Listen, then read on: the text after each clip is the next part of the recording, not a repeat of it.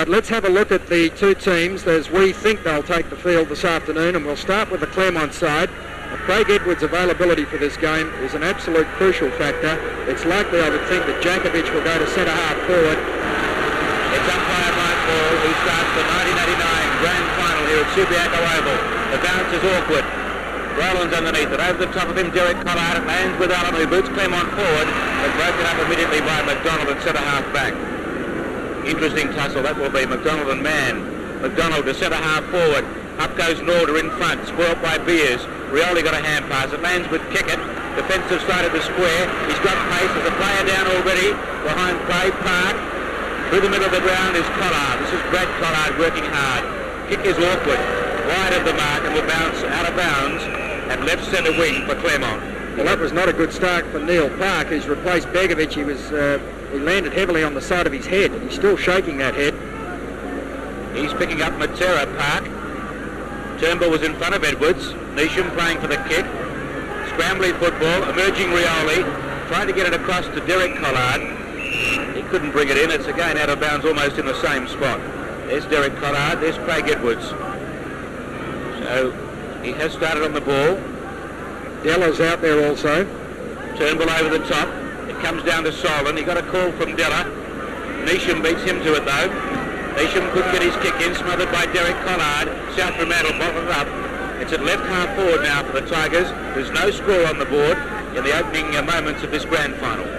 Well, I guess one of the things that Craig Edwards and Stan Magro would have been thinking about in deciding to kick into the wind, and it is a wind in this first quarter, would be the number of young players in both teams. They would assume, I think, that it will take a fair while for both teams to settle down. Worsfold was brilliantly tackled by Rowland. Play on the call. Almost a high tackle. The ball spills free and Worsfold's gone again. This is Neesham. They've got players loose if they can get it to them in the pocket. Evans is caught. The ball spills free. He's penalised for holding the ball belatedly. That certainly wasn't the first free kick in that incident. As South relieve the pressure and bring it up towards Edwards, who takes a good mark. And the right half-back flank for South Fremantle. Took his first mark in the third quarter in the second semi. Short to Worsfold. The ball didn't carry, but he's got a free kick. Turnbull has been penalised for a high tackle. Worsfold from right centre wing.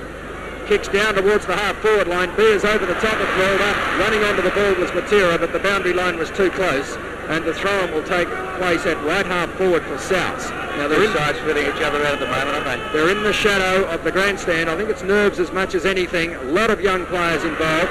This fella's certainly not one of them. Hand pass from Rioli. Should be intercepted by Allen. Collard's wanted it forward. He was held. Collard has short his jump almost around the top of his shoulder. He certainly didn't have possession of the ball. Well, that was careless play by South Fremantle. We saw some good discipline tackling by Clermont a few moments ago. But Ben Allen hanging on, and he already had a 2-1 situation with Lewis coming in strongly, and that was careless tackling. Derek Collard will shoot from about 45 metres, perhaps a little bit further out than that, kicking into the breeze. And that wasn't the breeze that did that. It just came off the boot badly, and now he reties that right boot. John Scott to bring it back into play for the Tigers. Terrible kick. That was Collard who got to it in the nick of time, and mistakes like that have cost Clermont dearly in games against Souths earlier in the season. Geelong a murdering Essendon in the VFL preliminary final. Geary from the right full forward pocket. They contested the square. It's over the line, and that's a behind. John Scott trying to play on. But if Clermont fall into the short passing game in this quarter, they'll play right into South Fremantle's hands. They have a breeze worth, I would think, 3 or 4 goals.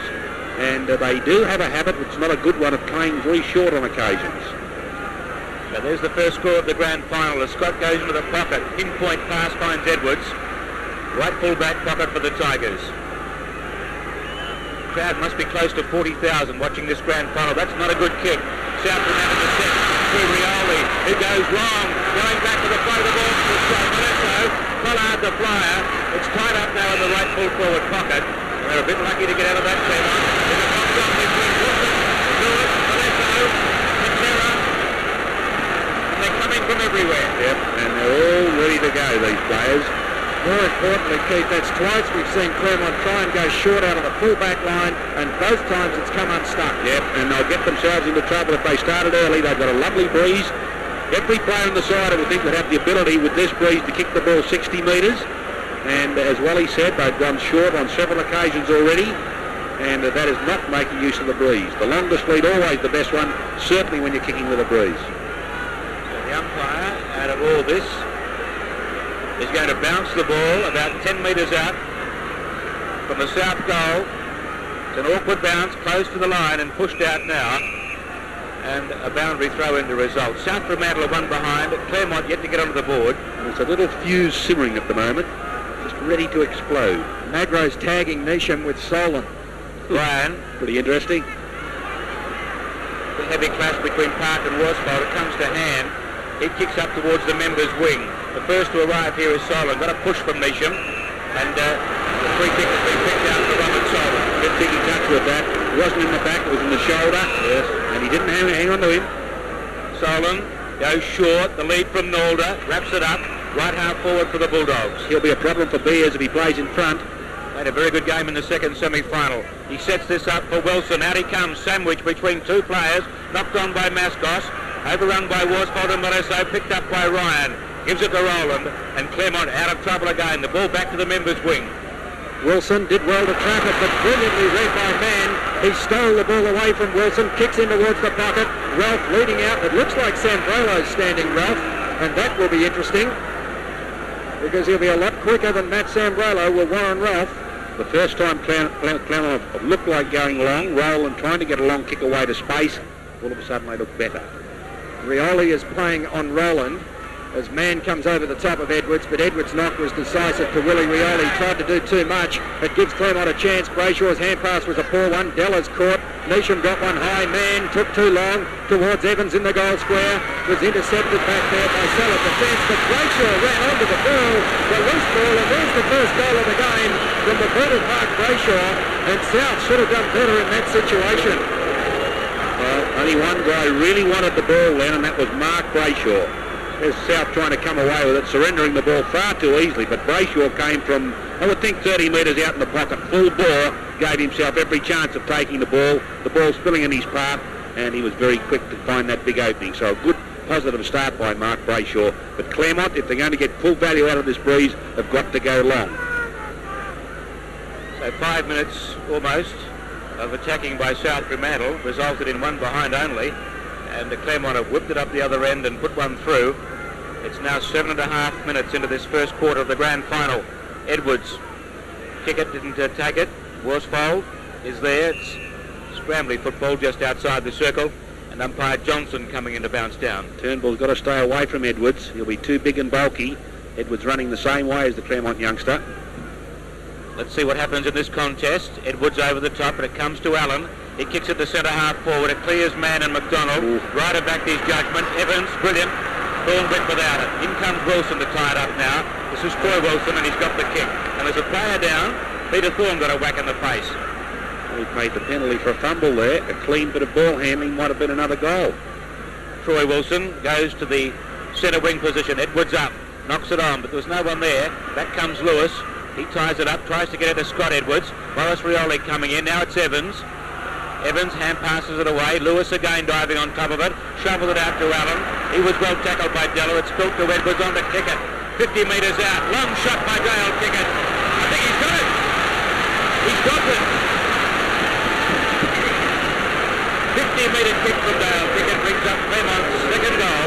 They're two straight. South are one behind, and we've played almost 9 minutes. Should have been a free kick to Allen there, but let it go on. Edwards over to kick it, and there's another very positive move. A good long kick at goal. And one thing I'll say about Clermont, they're not slow learners. They've quickly worked out the long kick is the best method, and they can have a good long shot at goal here to good effect. Very good goal by young Kickett. And I think the rain is about a quarter closer than what we thought. Quarter of football, that is, not a weather quarter. As Rioli kicks South Fremantle forward again, they stream out to meet it. Wilson got to it first, wasn't quite able to pick it up. Collard couldn't get it at the first grab. Gave Beers a chance to go in and tie it up. Beresford was taken high, no kick. Good heaven. Oh, heaven. In goes Mascos, who was missed. Well, he was almost going to ball that up. Now that is at least the first kick. Beresford surely should have been paid the free kick. It was exactly the same as the one Collard got in front of goal. Well, not in front of goal, but in the forward area just 5 minutes ago. Well, Beresford nearly lost his head. So did Mascos, Yes. First kick. Beresford's came a long way before Mascos's. Free kick tally, 6 to South Fremantle, none to Claremont. Here's Matera. And he shouldn't miss from where he is. Scott runs up towards the mark. He'll kick from about 30 metres. And he's got it. No, he hasn't. So the Clermont supporters will consider there was a degree of justice there as hand goes to Matera. There's a little bit going on back here, and now Johnson has seen that. And he's going across to tell both players to settle down. In fact, Han is getting a free kick for what Matera did, which was grab him around the neck. It's Mike Ball, not Johnson. And that's a good decision. What do you think, Keith? Well, I didn't see what initiated there. I saw Han run into Matera. Well, what happened was Matera went across. He obviously felt he was unduly dealt with in receiving the first free kick. His shot on goal. He went across to rub it in after he'd had that kick, and the umpire saw it. This is Allen, and the rain is falling at Subiaco Oval as they go towards full forward, they being Claremont. Chance back there for Ryder. He knocks it clear of the pack. Now Solon has it. It's a little bit greasy already. That was well done by Fremantle. Hurried kick up towards centre wing. Rowland is the player in control. Some good shepherding done behind play. Matera is down. This is Lewis, who was caught from behind by Collard. Chance for Geary. In comes Rowland again. No one able to pick it up cleanly. It's Edwards who gets a hurried kick. Han went without it. Allen was there to tidy up. Forehand pass in the direction of Edwards. Della claims him. Hurried kick, and it's marked by Evans. Evans wants to go back towards the goal square. Brayshaw is there. Fremantle did well. Got his hand to it. Matera is back on his feet. I thought Brayshaw should have done a lot better there. He should have taken his player back through the goals. The ball was going to carry. And I thought Brayshaw, instead of trying to mark it, should have paid more attention to the man. He was in front. What a shame this rain has arrived early. There's the scoreline. We haven't seen too much wet weather football this season. A kick back into play. Rowland will fly, so did Turnbull. Edwards over the top of them. Thorne read it best, although he went without it again. Allowed McDonald in, but his kick lands with Allen. 65 metres out. Wilson encroaching over the mark. Kick number 4 to Ben Allen. Allen into the pocket. Man loose. Loose checking by South. Man's taken the mark. 30 metres out. Right on the boundary. Yes, and it'll be very interesting at quarter time to see what the score is, because remember that Craig Edwards won the toss and kicked into this breeze. Peter Mann, left full forward pocket, chips at goal, and he's missed. Too shallow that kick, but Claremont into attack with the breeze. Peter Thorne's in trouble. He banged his nose into another player's head early in the quarter, and it wouldn't surprise me if the nose is broken. He's had the fumbles for the entire quarter. I think apart from that, there's been a fair bit of nerves in Peter Thorne, who most likely is playing his last game for Claremont. This is Sam Brallo who put the ball back into play. Bad luck for this big crowd at this rain, which looks pretty consistent at the moment. Plenty of umbrellas here. This is meant for Wilson. Ryan Turnbull the spoil, but he gave away the kick. Oh dear. Oh dear. Yeah, pretty ordinary decision from umpire Johnson. Troy Wilson from short of half-back goes towards the members' wing. Allen should mark and does. Made a big Safe start. for the church. Big start for Ben Allen. To his Number confidence, 2. the world of good. He goes towards full forward with that drop punt. Ralph from the back. In there was Sam Braylow. There's a fist from one of those players, and that's out of bounds 35 metres around from the Claremont goal. In the left full forward pocket, Claremont at 2-2-14. South at 2 behinds. 13 and a half minutes gone. What?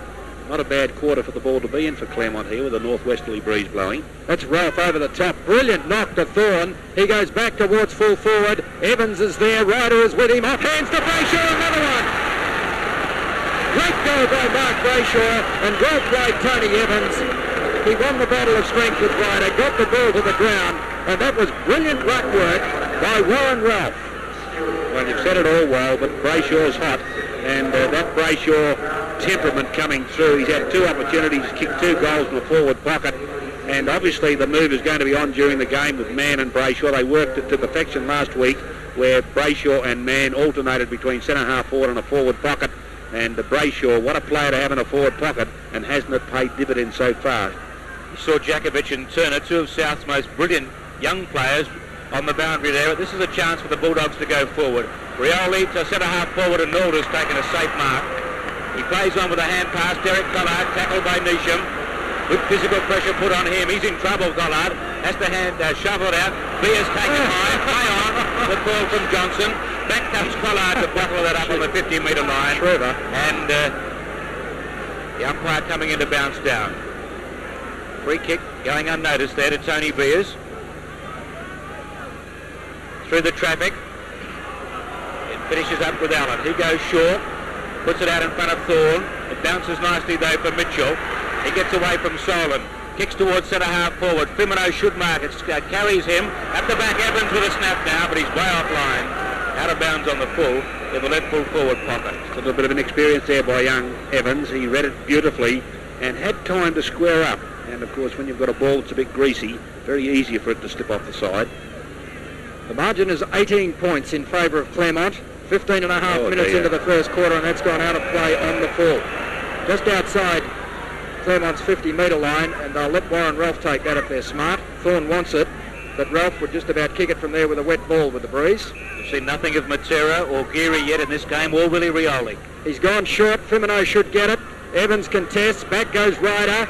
Evans will tie this up in the pocket. Well played, Tony Evans.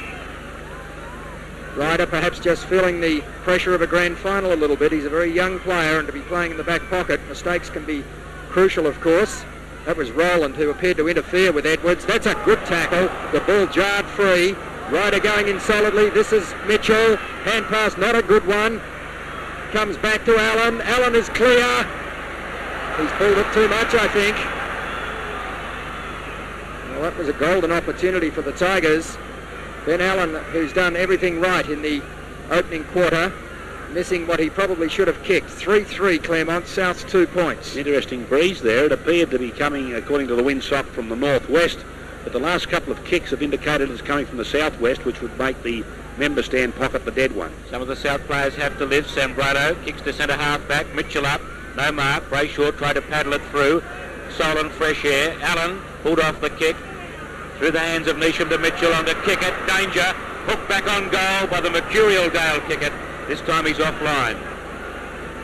There he is, number 14. He's always a danger around those goals. But I think some of the South players have to find a bit more at the moment, Keith. Yes, there's no doubt that Clermont are dominating the game. They've settled more quickly. But of course, South have an ability to come back. It'll be pretty interesting to see if Clermont can keep this pressure on. They're winning the hard ball at the moment. Still light rain falling as Sambrado this time favours the members' flank. Edwards is there. Up he goes from behind Hand. Hand comes down with it though to Neesham, in trouble. Kick was smothered. Peter Mann tried to soccer it. Bottled up there by Wilson. The Collard to Edwards was good football. Edwards goes to the wing with a bullet-like pass and hits Rioli on the chest. Better play from South. Morris Rioli, the champion, to centre half forward. That's not a good kick though, and lands with Lewis. No one wanted it. No one was leading to Morris Rioli. That's crazy. Rowland is 20 metres in the clear, but Mascos got across quickly. The ball just holding up the heavy ball didn't get there as quickly as Clermont would have liked. Go along, Scotty. He's tried to do that. Not a lot of depth in the kick though. Evans trapping the ball in front of him. Claimed by Willie Rioli. Back it goes to Rowland. They need a kick now towards the half-forward line. Kick it is in front. Chance for Park. Gee, he's a long way down from half-back. Kick it towards Neesham. Again, they need a kick. He was caught by Matera. Play on the call. Kick it again towards Park. Oh, gee, it was Willie Rioli who took his eyes off the ball. Mitchell is in there. No one able to take it away cleanly. Ryder was in amongst it. So is Solon. And there'll be a bounce down on the Clermont 50-metre line. A lot of look and see out there at the moment. The player's not really watching the ball. It's very slippery and still drizzling here at Subiaco Oval. Chance for Rowland. Sockers the ball into the path of Thorne. Thorne can't get to it before the ball crosses the boundary line. And the throw-in will take place just outside Clermont's 25-metre line. Who's the leading kick getter, Ken? Trevor Rowland was a star last week. He's a star this week with 5, but Ben Allen in the centre for Clermont, 7. Chance for Evans. It was a good knock by Ralph again. This is Edwards, pulled off the kick. Dear. Clermont had the numbers here. Worsfold under enormous pressure. Comes to ground and Solon. Solon towards centre half back. Collard a chance. The hand pass wide is a beauty. Solon from right half back. Kicks towards centre half forward. Back goes Morris Rioli. That was Park who did well. Scott Forced the hand pass away under pressure. Gives South a chance. Geary has it. Brilliantly spotted by Molesso. Inspirational stuff by the big fella. You call it Pace on the boot. You call it well. That is inspirational stuff. That does wonders for a team's morale, that type of smother. You saw it there. That was great play, Peter Molesso. Nalder got a hand of that, Geary in hand, but the umpire Johnson's picked out a kick to be taken by Mascos. Trip. At right half forward for a trip. An attempted trip. Now he goes into the pocket. The lead is from Wilson, but chipping in. Peter Mann, good mark. Mark or free kick, but I think he's paid the mark. Paid the mark, but he knows he's marked it. Man-handled. Very good play, this fellow. He goes across the face of the goal line, out towards half-back. Up goes Edwards. Scott Edwards gave Brett Collard a clip around the ear. Thorne gets a hand pass forward for Scott. Closing on Scott, the speedy Matera. He's got him now. They both go to the ground. No kick. Play on. South Fremantle player pulled off the kick. That was Della. Now it's Allen who goes to centre-half forward and Mitchell. Brayshaw to centre-half forward already. Mitchell kicks towards full forward. Wilson and Kickett. Wilson got his double fist to that. He was being held by the arm. The umpire's a lot closer out there. Well, that's the advantage of playing in front. If there's any free kicks around, you're going to get them. Wilson only happening one way at the moment. Wilson's got the kick. Goes across the goal line. Brayshaw up. Almost the mark. Fimino's with him. Fimino, good recovery. Kicks towards half-back. Worsfold in front of Hand. That's a very good mark. What are the free kicks, Ken? 9 to South Fremantle, 1 to Clermont. As Worsfold kicks towards centre wing, Nalder is there. Mark not paid. Yes, it is paid. Yeah, good mark under pressure. Providing a good avenue for them. They can't finish it off up front. He's coming a long way down. He's almost, he's the defensive side of centre line. As he kicks towards the half-forward line, it will land with Hand. Not a good kick. Hand is away. Loose checking by Worsfold. Thorne is loose in the centre of the ground. Sitter missed. He had support from Rowland. And now he's penalised for throwing the ball. Gee, this is really interesting umpiring. I hate to comment on it, but... The kick from Della goes towards centre half forward and lands with Lewis. There's no movement in the south forward line at all. Nalder is blasting into the breeze, and it's easy pickings at the moment for the Clermont defence. Neesham unattended, so is Thorne. If they wanted him, they've gone to Mitchell for the mark. Thorne is still loose, too short, too clever on a day like this. Now surely that one was seen. And listen to the crowd. Not without reason, I would suggest. Allen is, or the man on the mark, Matera is on the 50 metre, is on the edge of the centre square. Terrible kick, and unnecessary. A bad call from Thorne, Matt. Thorne gets to it in front of Willie Rioli. Again, they've gone short when the ball is so slippery and heavy, and they're almost at time on in this first quarter. So Claremont could probably have been 5 goals, could have had 5 goals on the board had they been more direct. Hang your head, Peter Thorne. Ralph is there again, gets in front of Edwards. Neesham couldn't trap it. Goes in the direction of Mitchell. He went without it. McDonald has it for South. Back towards the boundary line, and it's out on the foot. It will be Hand who takes the free kick. No, it won't. It will be Thorne. I have to say, if anything, Clermont have wasted this breeze. They have in the last 10 minutes for sure, Keith. This time Hand goes for a bit of distance, down towards the pocket. Kick it up from the back. Rioli first to it. Well tackled. Was intended for Sambrello, but the ball spilling off Hands. Throw in just in, or right on 25 metres. That's the first time Willie Rioli has touched the football. Yes, the explosive players in the second semi-final not sighted yet. Fimino tried to get it through the congestion. He did to Edwards. Allen goes in the way. Mark number 4 to Ben Allen. He's coming in for his 10th kick. What are the stats on Rioli? Morris playing the half-forward flank at the moment. 4 kicks. Allen to the edge of the square. Riders there. The flyer was Evans. And the ball beats Brayshaw over the line. It's quite heavy now, Keith. Yes, it is. And South have got out of a fairly sticky situation because of Claremont's indulgence in the short game, but by the same token, when it's raining, it's hard to score goals. Ralph contesting with Edwards. Ralph again from just on 25, snaps and hits the post. Very good piece of play from Warren Ralph. He contested the ruck knockout, and now there's a blue between Edwards and Rowland. I don't think Craig will get too mixed up in that. No, well, I think he can handle situations like that fairly well, Craig Edwards, with his bulk. But there's been no great physical fire in the game, has there, that we might have been expecting? So it's Sambrello who goes to the outer side. Geary and Rowland are there. At the back is Scott Edwards. He's got support from Lewis. A shepherd was needed, but I think he was outnumbered. And finally it's out of bounds at right half forward for Clermont. 3-5 the Tigers, 2 points the Bulldogs. And you can see the rain even dripping off the umbrellas now quite noticeably. A lot heavier than it was in the middle part of this quarter. Almost time on. As the ball back towards the wing. Edwards. Good bounce for Matera. Brings it in nicely. Couldn't get a kick away though. Park tried to paddle it back for Nisham. Back comes Matera now. Gets around Scott Edwards. Good vision. Finds Wilson. Oh, he misses a sitter. Now he's got support from Morris Rioli. He'll do things right. He's had to mop up as he goes towards the top of the square. Worsfold from behind. No mark taken. Beers goes to the ground heavily. Fresh air shot almost from Collard in the pocket. Losing his footing out there was Worsfold. That's a boundary throw in. Free kick. Off the in the full, was it? Yep. Very good defensive work by Lewis. Very solid stuff, pushing the ball to the boundary line. 3-5 plays 2 behinds as we're into time on by almost a minute. Tony Beers bringing the ball back into play, and that's a good clearing kick. He got good distance that time. Edwards choosing not to fly and was struck in the face by that ball. I think it went straight through Peter Mann's hands, and that's probably smart thinking now. There's not going to be too many big marks taken or overhead marks taken in the remainder of this game. Edwards gets front position, straight down to Willie Rioli, back towards the goal line. It's Wilson and Malesso. The ball bounced out of the goal square and Malesso comes through, loses his footing, kicks it across the face of goal. Willie Rioli will be turned first. No, he won't. Hand was. In comes Lewis. It won't go out for Claremont. Willie Rioli's there. Ducked his head. Boulder goes in and will have a bounce on the South Fremantle 25-metre line. And that looks like a collapsed rugby scrum.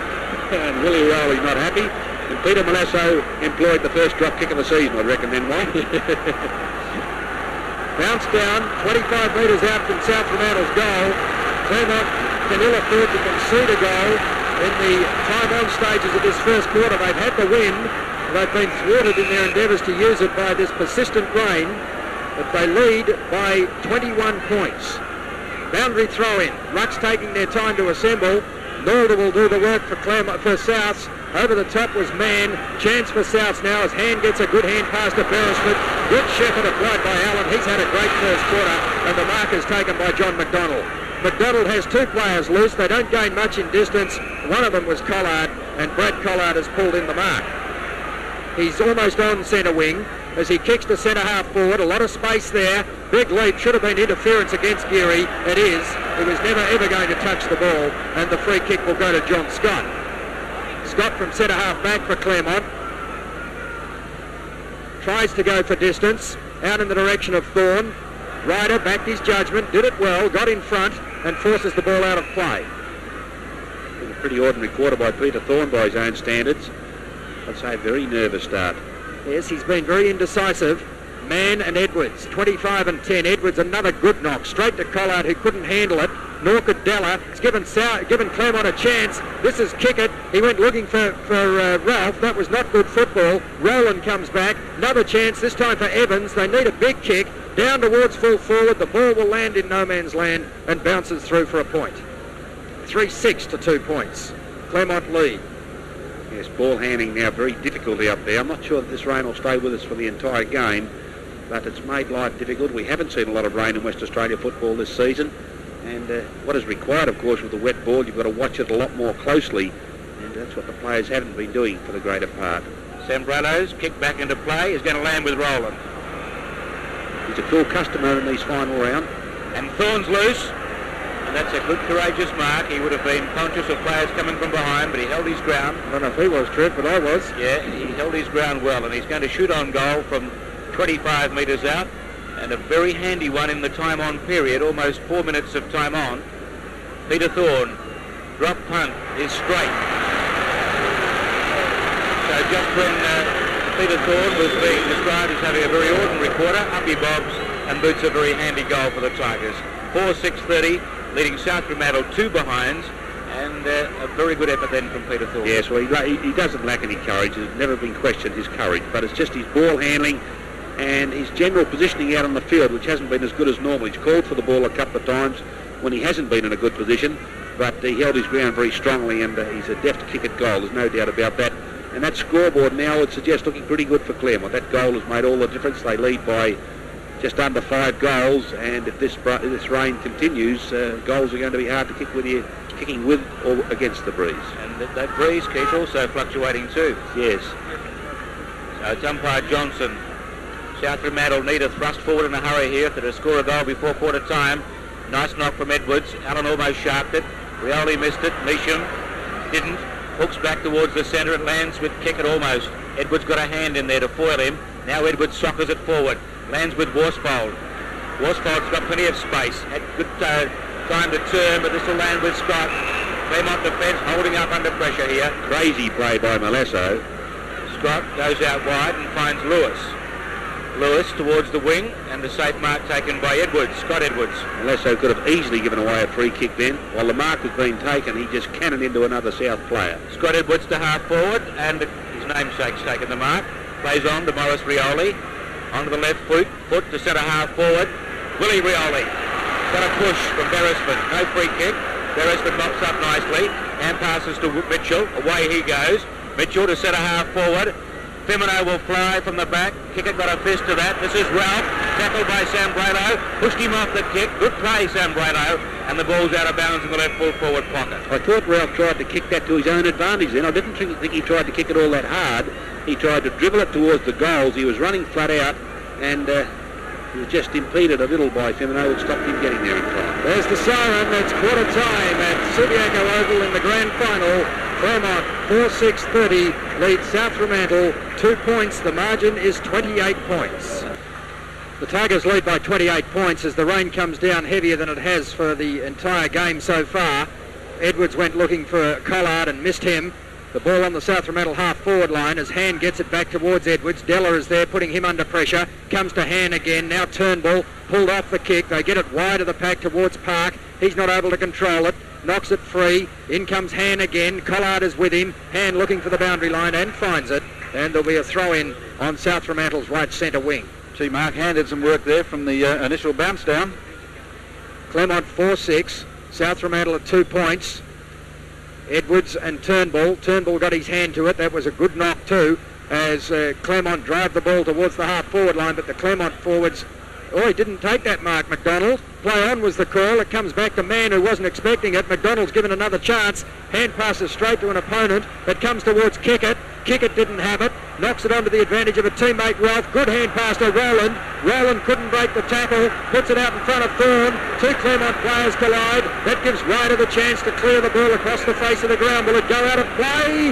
Yes. There are Claremont players converging from all directions, and there's a fight on the other side of the ground, 150 metres away from the action. And it's really on. And it's 2 on the 1. Boundary throw in at right half forward. Ralph gets the ball to the front of the pack, and Ryder puts it out quite deliberately, as you saw. There's the fight on the other side of the ground. Craig Edwards is in it. Mark Hand's in it. Neil Park there. Mark Hand's fighting out of his division. Peter Worsfold. Ralph over the top. Great knock to Evans. Hurried kick towards full forward. Femino in front. Good defensive football by Ned Femino. As the fight breaks up, Matura was in it again too. Obviously the tactics are to make life as unpleasant as possible for Peter Matura, and that was a good mark to Warren Ralph. Running back with the ball, never took his eye off it. A courageous mark, Warren Ralph. They want it long in the square. It'll take a good kick to get it to the square from there, but there's no better kick in this game than Warren Ralph. Look at that. Holds up in the breeze, 20 metres out. Chance for Collard. He was the only player in front of the pack. Now Ryder pushed off the kick. Clever kick. Gets it out of play just outside 50 metres. Warren Ralph is doing some outstanding ruck work in the forward line for Claremont.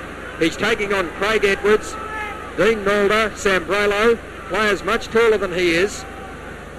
He's standing aside this time to allow Mann to do it, who in turn wins the knock, but not a decisive one. Wilson puts it to the boundary line again. Well, Craig Edwards hasn't been in the game for about 5 minutes. He's been on the other side of the ground trying to break up a fight. Mann and Edwards again. Long throw in favourite Mann. Scott Edwards couldn't take it cleanly. Intercepted by Craig Edwards. Socket kick will land near Rioli. It's spinning towards the boundary line as Kickett comes in. He's cornered him. The hand pass goes to Della. Della with a good spiral punt kick towards the half-forward line. Back goes Beers. In pursuit is Norder. Mascos and Scott get mixed up behind play. Nisham has it. And in turn, Norder has him. This is Turner. Good play by Norder. In comes Beers. It's difficult for all players to control it. Beers gets it free of the pack. In comes Malesso and down goes Mascos. But Malesso tying things up. And there'll be a bounce down just inside South Fremantle's 50-metre line. And Malesso supplying a very significant physical presence in that South Fremantle forward line, and that's not a bad thing. A very uncompromising player, Peter Malesso. This is Scott, tackled strongly by Norder, jarred free through the traffic Beers. As far as Allen, he's pushed out of bounds. In the back, says umpire Ball. How about that? Yep, I think he's right. Right. Allen, from backward of right half back, goes to the members' wing. Man is there, McDonald and Edwards. No mark taken, and interference seen in the pack, and the free kick going to Craig Edwards of South Fremantle. And Edwards knew it was his kick, immediately waved for the ball. South Fremantle need to lift here. That kick wasn't a good one, lacks depth, but it lands almost with Mascos. He's been paid the mark. Mascos from the attacking side of the square sets it up towards the 10-metre line. Malesso was up, shoveled out, Turner's on the ground, hand passes to Norder, he fumbles, now he gets it to Peter Worsfold, he hooks back towards the square, Park and Matera, Neil Park, a good mark, on the hand, Matera tackles, now it's Nisham, and Clermont again out of trouble. Nisham touching it down, the Shepherd provided that it wasn't a good one. Nisham was pushed in the back as he kicked it, no free kick. Play on is the call. It's McDonald who has it. He ducked into the tackle and is penalised for holding the ball. I think umpire Johnson agreed with me. The previous one should have been paid. He was in no position to pay that one, but he paid the one then. There goes the kick from Mann up towards the half-forward line. Craig Edwards, comfortable mark. Clermont have got to do better than that on the half-forward line when Mann's not there. How many marks to Edwards, Ken? 3 marks. This is his 8th kick. He goes back towards the centre of the ground. Good mark to Beers. No movement up forward by South at all. No one wanting the football, and that's a bad sign. Thorne making some ridiculous leads. He's gone almost square to Beers. Beers is more experienced than that. He needs Jakovic, Magro. Kicks direct to centre half forward does Beers. Fremantle has it. Good tackle applied by Evans. Hurried kick lands with Hand, who is held. Free kick to Mark Hand. I think it must depend which way you're kicking as to how many kicks you get. Well, I think if you are in front, you've got a pretty good chance of getting a kick. And I think that's a fair comment. Mark Hand kicks towards the full forward area. Oh, Brayshaw! Mark Brayshaw has kicked 2 goals from 2 attempts. It's not correct, actually, is it? He missed one in the first quarter. No, he's got That's a sensational mark. That's a sensational wet weather mark. The judgment absolutely perfect, getting his body behind the ball and judging his leap to absolute perfection. A chance here to make it 3 goals. Kicking 100% at the moment is Mark Brayshaw. He's maintained that percentage. There's no flamboyance, no frills attached to Mark Brayshaw's football.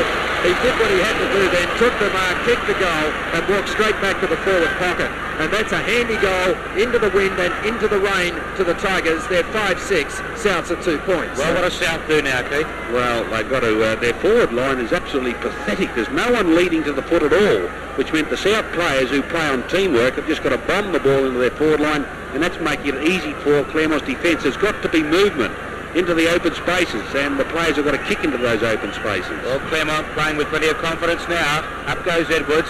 No decisive tap. Back he comes again. Tried to work it forward. Riol there, chance. Diving in on top of it is Rowland. Paddles it out now. Fresh air shot from Evans. It's back with Allen. The umpire's seen a kick to be taken by Clermont. Evans got one. In the face. There you can see the youngster. Formerly Christchurch Grammar. In fact, they've been a very good feeder school for this Claremont side, Christchurch. Cam Lewis went to Christchurch. Ryan Turnbull went to Christchurch. Beresford. Evans to centre half forward. Thorne.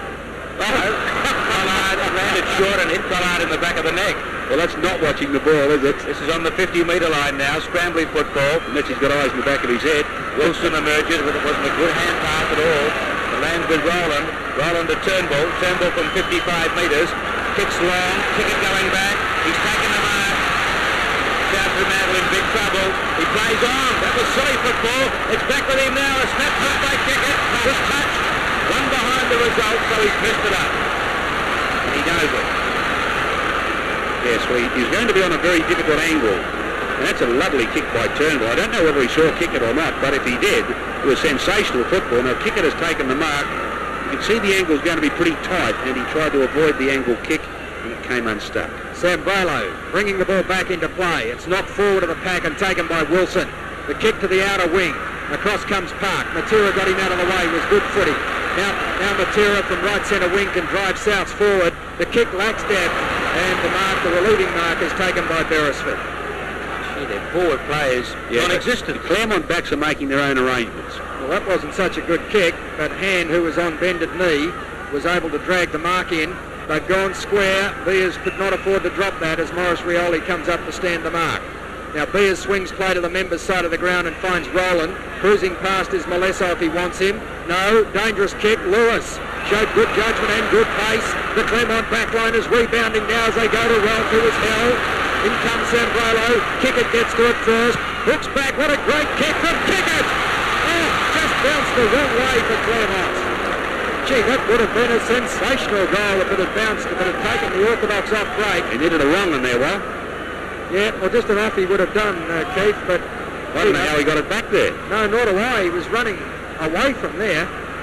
Another point to Claremont. Sambralo brings it in. Goes looking for McDonald. Neesham is there to oppose him. Della comes in. Now McDonald has it. Wilson is in there also, and it's over the line and out of play as a change is about to be made. Interesting to see South's forward line all going into a group and running into the space before the ball comes. That's the space they need to be running into when the ball arrives. Jakovic is on the ground, going to centre half forward, and Mascos is off, and where's Ball to the full forward. Wilson going to go? Dean Wilson, this is going to the back line, yeah. This is a chance for South now to break away. Collard, Rob Collard goes short. Turnbull misses what he should have taken, although the ball is greasy. Edwards forced the hand pass away. Allen and Collard get mixed up. It's on the attacking side of the square, scrambling football. Emerging is South Fremantle through Worsfold. Willie Rioli, a half-distance kick back towards the middle of the ground. Nolder over the top. Morris Rioli. The mark taken there by Lewis. For Claremont. Rowland. He's got all the time in the world. Members wing. Has a look. Then goes to half forward. Ryder intercepting in front of Thorns, taking a safe mark. Playing in front, and that's the place to be. South need a goal desperately. 11 minutes into the second term, they haven't kicked a major. Morris Rioli, tackled by the troops. Rowland emerging with the football. Back he goes. Scott, shocking football. It's quite incredible. Every time Peter Thorne calls for the ball, 9 out of 10 times they give it to him. Not every time, but 9 out of 10. And often he's in a terrible position. That was impossible for Scott to get it to him on that occasion. We've played approximately 43 minutes of football in the grand final, and as yet South Fremantle haven't kicked a goal. Matera trying to be a little too clever in these conditions. Rioli breaks the tackle, kicks high back towards the half-forward line. Nolder missed the mark. Jakovic went without it, scooped it straight back to his opponent, Beers. Came back and tackled strongly. It lands with Turnbull. Turnbull short onto the wing. Thorne is the target again. He picked it up cleverly that time. Spears the pass to centre half forward, and Evans has taken the mark. Rowland is loose if they can get it to him. It goes to Thorne. Thorne could have gone to Rowland. Too long. It doesn't matter. Brayshaw has taken another mark. And he is causing some pain back there. Thibodeau's been moved off him, and Wilson's gone onto him. South in big trouble, Keith. Yes, they are. And I'm just thinking of the temperament. Must be hereditary in the Brayshaw family. In big games, all of them, father, 2 sons, all seem to play above themselves. There goes the shot at goal from Brayshaw. I think he's just missed. No, not according to the crowd. 4 from 4 for Mark Brayshaw, and he is a very clever and useful foil to Warren Ralph, who's hardly had a kick, but is playing his role by opening up the goal square, and Brayshaw is taking the marks. Well, I suppose that indicates why the Claremont players like to go to Peter Thorne. I mean, the bullet-like pass into Evans was an absolute gem, and then you saw Brayshaw, of course, taking another magnificent chest mark. By Jove, he takes a good chest mark. He'd be the best in the state, I reckon. He wraps him right up. It's a very big lead, 42 points in wet conditions. Edwards clean possession to Della. tackled it strongly, and Neesham emerges with the football. There's run from Allen out of the middle of the ground. The centre half forward from 55 metres. It's an open goal square, but he's offline and it's out of bounds. Well, I don't know what Allen went for then. He couldn't be that far off line, I don't think. Yeah, he went for goal, no question. I think he just tried to kick it too hard. South supporters are worried, I'd say. Must have been 40 metres off line. Edwards contesting with Ralph. Over the top, Big Craig's fist puts it out of bounds again. 42 points, Keith, in these conditions. Yes, and again you look at the South Fremantle forward line and they're all clustered in together, their forwards. The Clermont backs have manoeuvred them into the wrong position. Ralph wrestling with Edwards. It comes down to Evans. His kick just outside the square. Wilson and Brayshaw being an entangling match. Brayshaw was the one being held according to the umpire. The jumper was at full stretch. Now that's very undisciplined play. And this is a certain goal. He should make it 5 from 5. A bit of panic in that South camp now. Well, this is going to put them under enormous pressure now, South Fremantle. The rain has stopped, but they can't take any advantage of that either. Brayshaw from 15 metres puts it straight through the middle for number 5. And now South Fremantle with a monumental task ahead of them, even to get back into this grand final.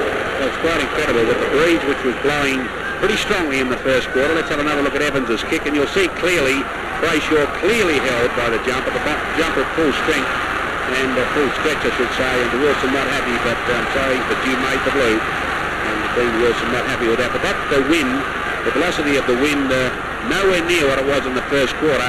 And of course that means that Clermont have had the advantage of the breeze. Leading kick getters, Ken.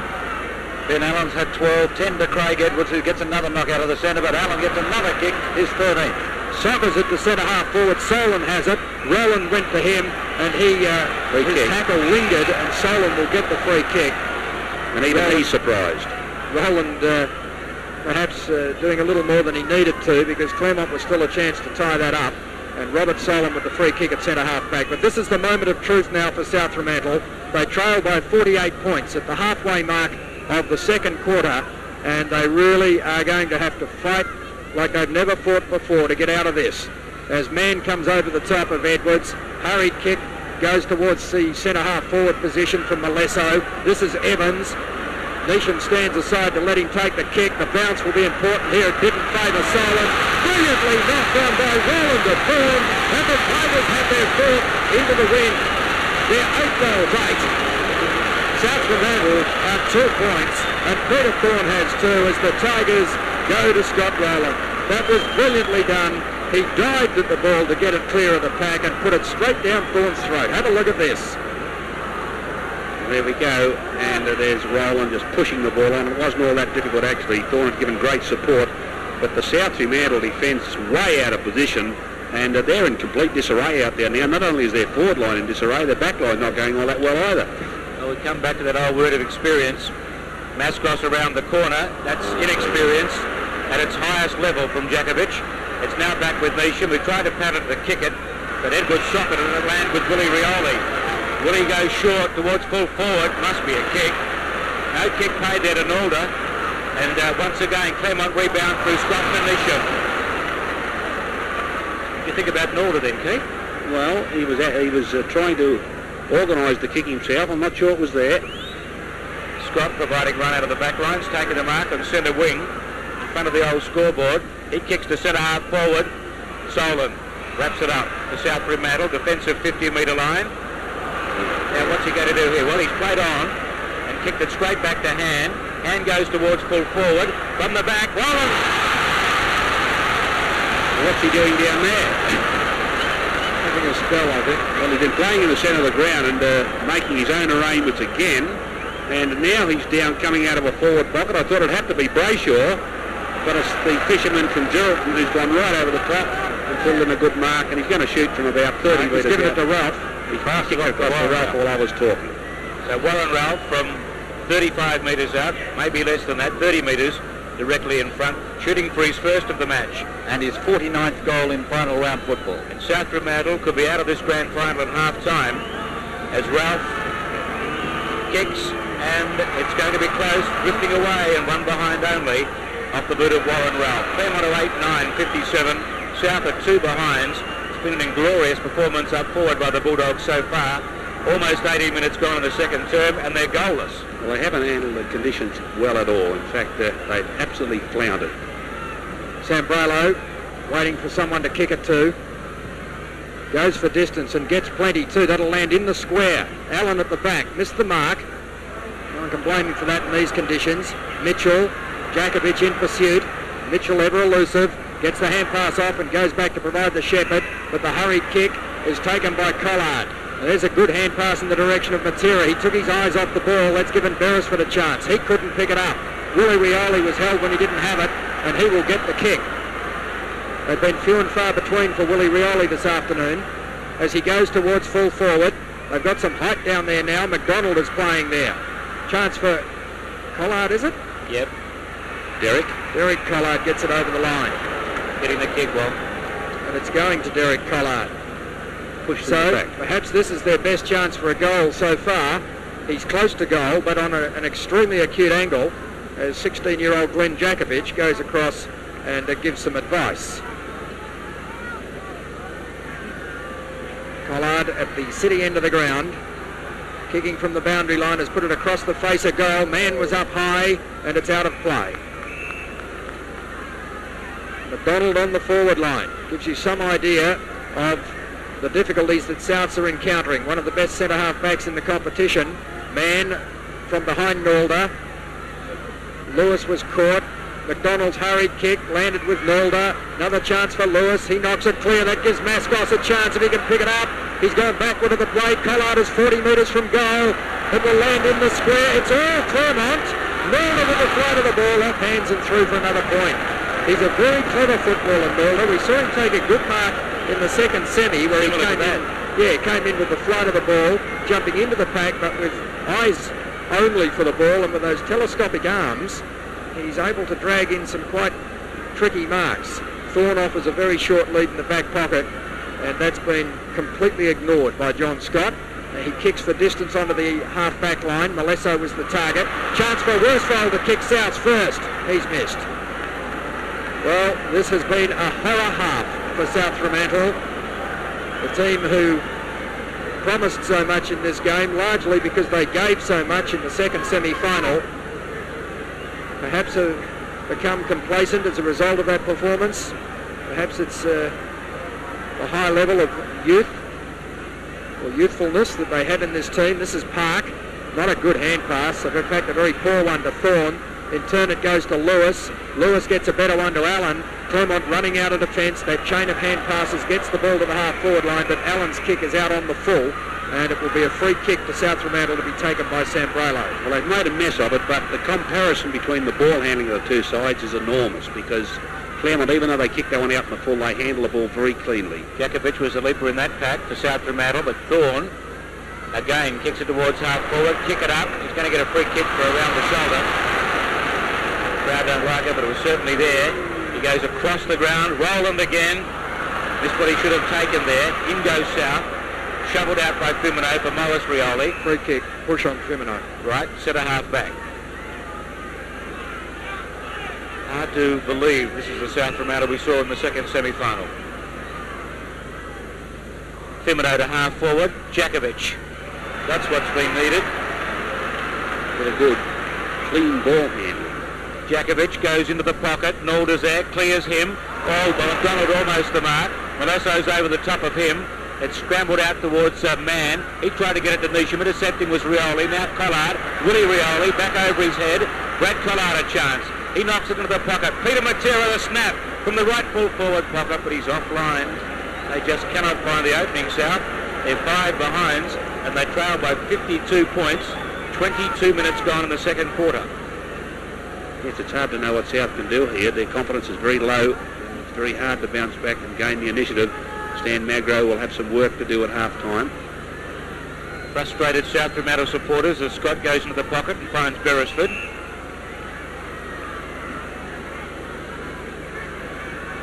Beresford kicks to half-back. Beers, uncontested. Went straight through his hands. Jakovic to Willie Rioli. He has a look, then goes back at the play to find the Sandover medalist. 55 metres out, Craig Edwards. He goes short. The target, McDonald, and he's taken the mark. 50 metres out, directly in front. He's proved a good pinch hitter this season, John McDonald.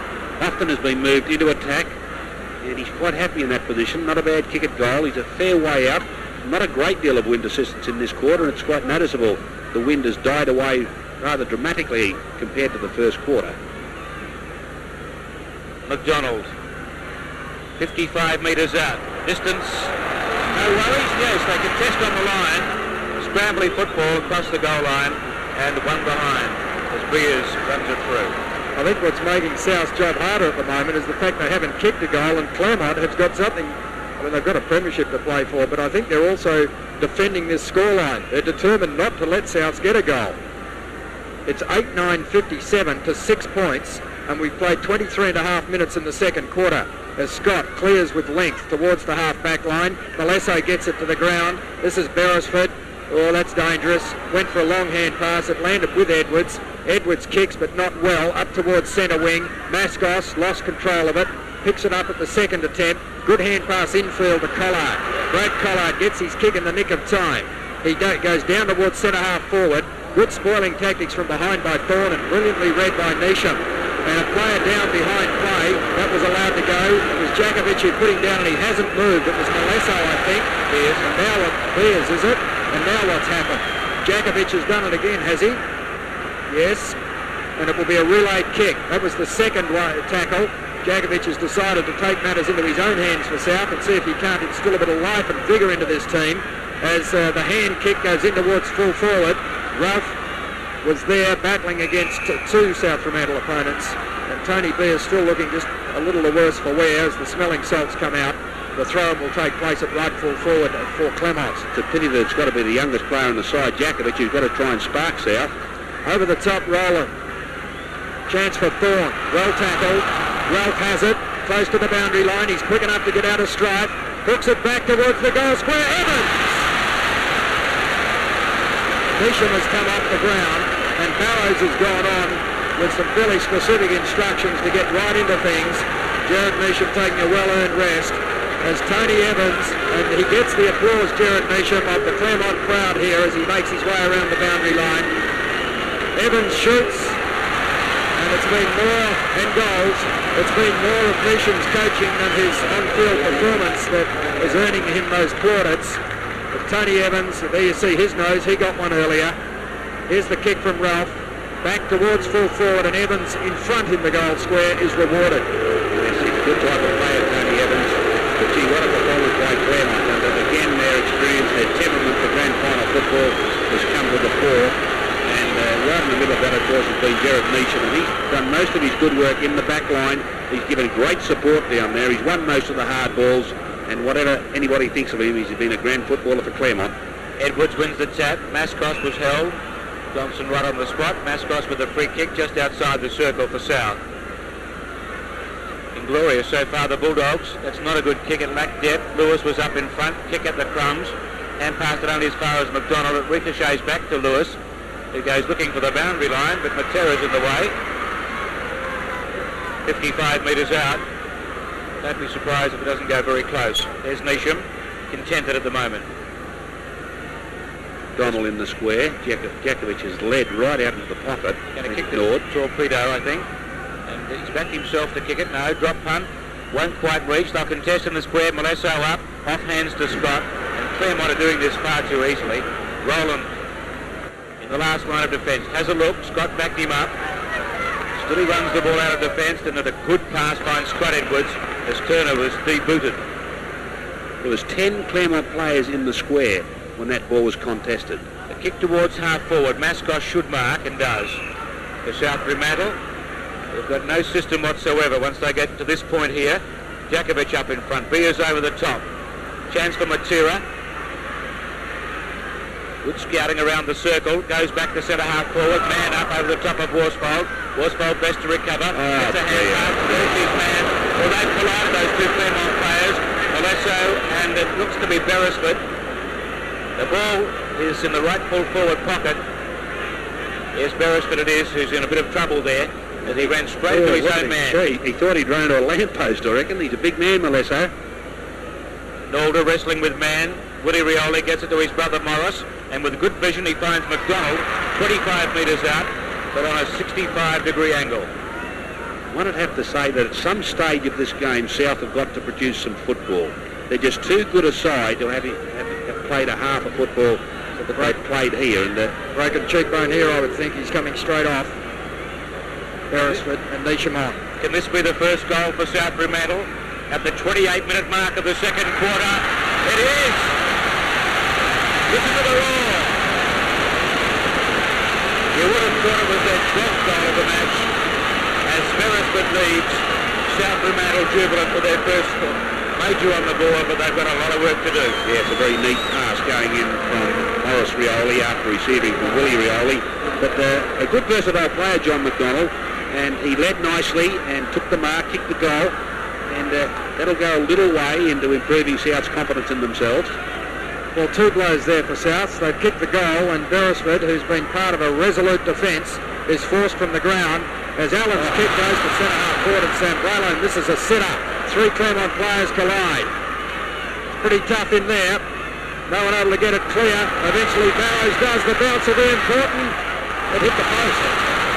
Ralph was, I think, in two minds as to whether to let it go or try and soccer it. I think he mixed his gait well. Yeah, I think he couldn't get the right foot out. Probably right with that too. There it is. Let's have another look at it. Just a bad kick. He knows what he's got to do, and just wouldn't sit for him. Solon kicks the ball into play. This time Sambrello, no, both he and Edwards miss it. He was well tackled. Another chance for Souths. They claim possession through Wilson, but the kick was a miskick and it's marked by Rowland. They've got Barrows loose. Terrible kick by Rowland. Barrows will get to it. It sat pretty well, but Collard beats him forward. Well played, Barrows. Allen has it now. Goes backward to the play to Lewis. There's players loose at centre-half forward. They opt for the flank, and that's intercepted by Fremantle. Mitchell was the player they needed. He was on his own at centre-half forward. Fremantle at left half back. 29 minutes, 30 minutes played in this second quarter. That's a good decision. As Beers gives away the free kick. Jakovic has it. Pushed him in the back. A little bit of life in the game at the moment. South still a long, long way behind, but Donald is spoiled from behind. The ball running free in the direction of Collard. It's socked away by Rowland. There's the siren for half-time. A brilliant first half from Claremont. Solid in the first quarter. A lot more effective in the second quarter, and at half-time they lead 9-10 to 1-6. Well, it's up to South now. I really believe they're too far behind, but the ball is in their court. Trevor Jenkins takes it up, Brian Cousins and Keith Slater. 52 points in favour of Claremont. That was an awkward bounce. This is Geary finessing, back to Rioli. There's Jakovic rather. Turner on to Willie Rioli. Towards half forward. Modesto and Nalder out there. Modesto leads in the chase. That's a boundary throw in at left half forward for South Fremantle. It's going to take a brilliant quarter of football, although the breeze not a factor at the moment. No, it's not, and it blew hard in the first quarter, not in the second. Nalder brought that down for Willie Rioli. He was under pressure from Neesham. Back comes Nalder. Turner back through the congestion. Jarred free and landed with Willie Rioli, who kicks to centre half forward. Clean bowls Della. Kick it, beautiful ball skills. Goes back to centre half forward, but it's all South. It carries Firmino. Edwards is there too. Weight of numbers will win out. This is Solon who received the hand pass. He kicks to half forward, but hands in the way for Claremont. Well, he was kicking to position, but no one was in position to take the ball. He had to get it away pretty quickly. There's the drop punt from hand to the point of the square. Mann and Edwards, but Edwards a safe pair of hands. He's powerful, the big man. Just pushed Mann out with one arm. Unusual colours. There's the kick to the members' flank. Matera punched away by Park. He's worried the life out of Peter Matera. Across the front of the pack is Kickett. He gets it on to Thorne. Thorne at left half forward. Goes into the pocket looking for Brayshaw. Brayshaw angled Wilson out of the way. Back there is Worsfold who paddles it through ahead of Evans. And the first score after half-time goes to Claremont. 9-11-65 the Tigers. South at 1-6-12. And we've played 1.5 minutes in the third serve. It's intelligent play there by Brayshaw and could have resulted in something. Sambrello at full-back for Souths. Brings the ball back into the members' side of the ground. Thorne in front and pulls down the mark. I think the breeze is perhaps a little stronger than it appears to be up here. We've seen the ball hold up each time that Souths have tried to move it to their half-forward line. And even that one caught Craig Edwards out of position. Not a good kick. Solon intercepts. It was intended for Brayshaw. It was a beautiful kick, Thorne, but he set himself an impossible task then, I thought. Yes, the gap that he had to kick into was very small. Rowland in front has the ball knocked away. Della is over it. Rowland is making sure he can't get it out. And the bounce down will take place between the centre square and Clermont's 50-metre line. Interesting, Morris Rioli on the bench for South Fremantle. It's a bad sign, isn't it? I'm sure he wouldn't be there if he was fit. Della leads in the race. Allen after him. That was well done by Della. If he tried to pick it up, I think he would have been claimed. Collard gets the kick in on the boundary line. Back towards the half-forward line for South. Jakovic has it. Good hand pass to Willie Rioli. The kick wasn't a good one, but Turner will get to it first. In fact, he allows Nalder to pick it up. Nalder had sufficient pace to hook it towards full forward. Brilliantly done back there by Scott. Knocks it down to the advantage of a teammate who wasn't able to pick it up. Matera can. Good kick for Matera. It's a very belated goal, but the game is not out of South's reach if they can play a very solid and complete second half. Well, good afternoon, Peter. Matera, where have you been? And that's what South have been looking for 1.5 quarters, maybe 2 quarters. And all of a sudden he produces that bit of brilliance. And all of a sudden South have started with a little bit more fire in their game. Willie Rioli's lifted his game, and Craig Edwards has gone on with his. And maybe signs of a resurgence here, even though South are kicking into the breeze. That goal could spark up the Bulldogs, let's hope so. Edwards contesting with Turnbull. Turnbull got the knock. Solon though, barging through.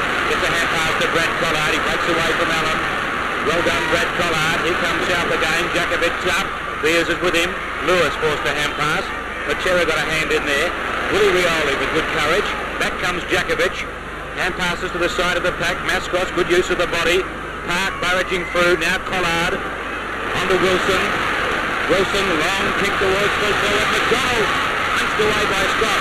Into the pass of Derek Collard. He pulls it around the corner. Geary! Under pressure from Lewis. Good mark, Geary. He'll shoot on goal from about 10 or 15 metres. And they can't give it away. Well, they're looking for each other, and at last South Fremantle players have got a bit of movement in their forward line. And Geary moving towards the player kicking the ball. And there it goes in from Derek Collard. And Geary moving in nicely in front, and that's the place to be, of course, when the ball's kicked into the breeze. And Geary has the chance now to give South some real hope. With his second kick for the grandfather. With Matera on the run. Geary now from a standing shot. Splits the middle. Can South come back? Clermont at 9-11-65. South 3-6-24. That margin all of a sudden is 41 points. Yep, and the umbrellas are down, the play, everyone's standing, and the voices have come through, and all of a sudden the crowd are urging for South Fremantle to come back strongly and make a contest of this. I said at half-time, I think they're just too good a side. There's the mark taken by Geary under pressure from Lewis. I said at half-time, I thought they were too good not to make something of this game before the game was out. It might be this third quarter.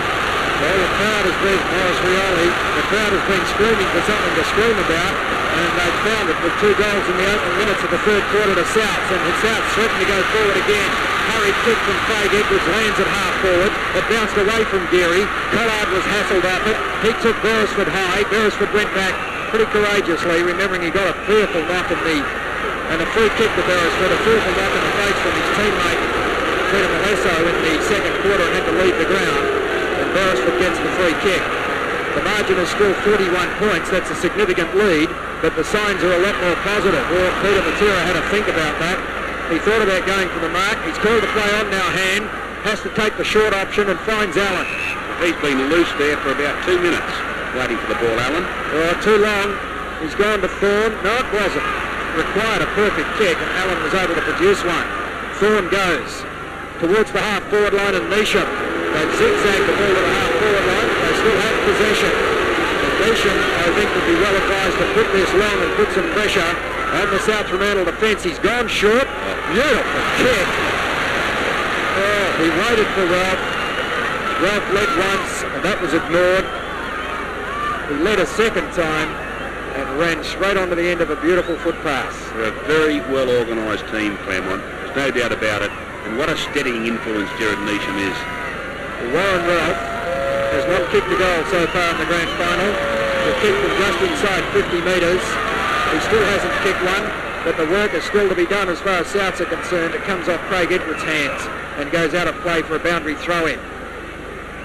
Interesting figures in the first half, Wally. Claremont took 44 marks to South's 24, 121 kicks to 87. Throw in, man opposed to Edwards, man trying to soccer it out of the air. That was optimistic. Edwards, no one wanted to tackle him, puts it out in front of Wilson. Kickett not able to get to him. Wilson tried to hand pass to his own advantage. Mascot's back to Wilson. That'll go out of play. He's a bit unlucky then, Wilson. He was just going a bit too quick for his own good, I think. Well, I don't know why he couldn't get the hurried kick away into space. There's nothing wrong with that. Let his forwards run onto the ball. That was the scoreline, and we're 7 minutes 40 into the third quarter. It's in front of Thorne if he can trap it. Turner goes to him. This is Kickett. Solon went to him. Kickett hooks back towards goal, but he's well and truly offline. A difficult kick, and it's drifted out on the full. If they use the ball correctly, they can score goals from back there. Short kick has found Della. Not much up forward now, or up in front of him. He's forced to put it out in front of Mascos. Mascos running hard, gets to it, but he's surrounded. And Clermont were a little unfortunate then. Perhaps Arthur Mascos was fortunate. He was pulled off the hand pass when there were two Clermont players sweating on him, and it went out of play. Not good football by South. They didn't get their players over quickly enough. Turnbull in front position.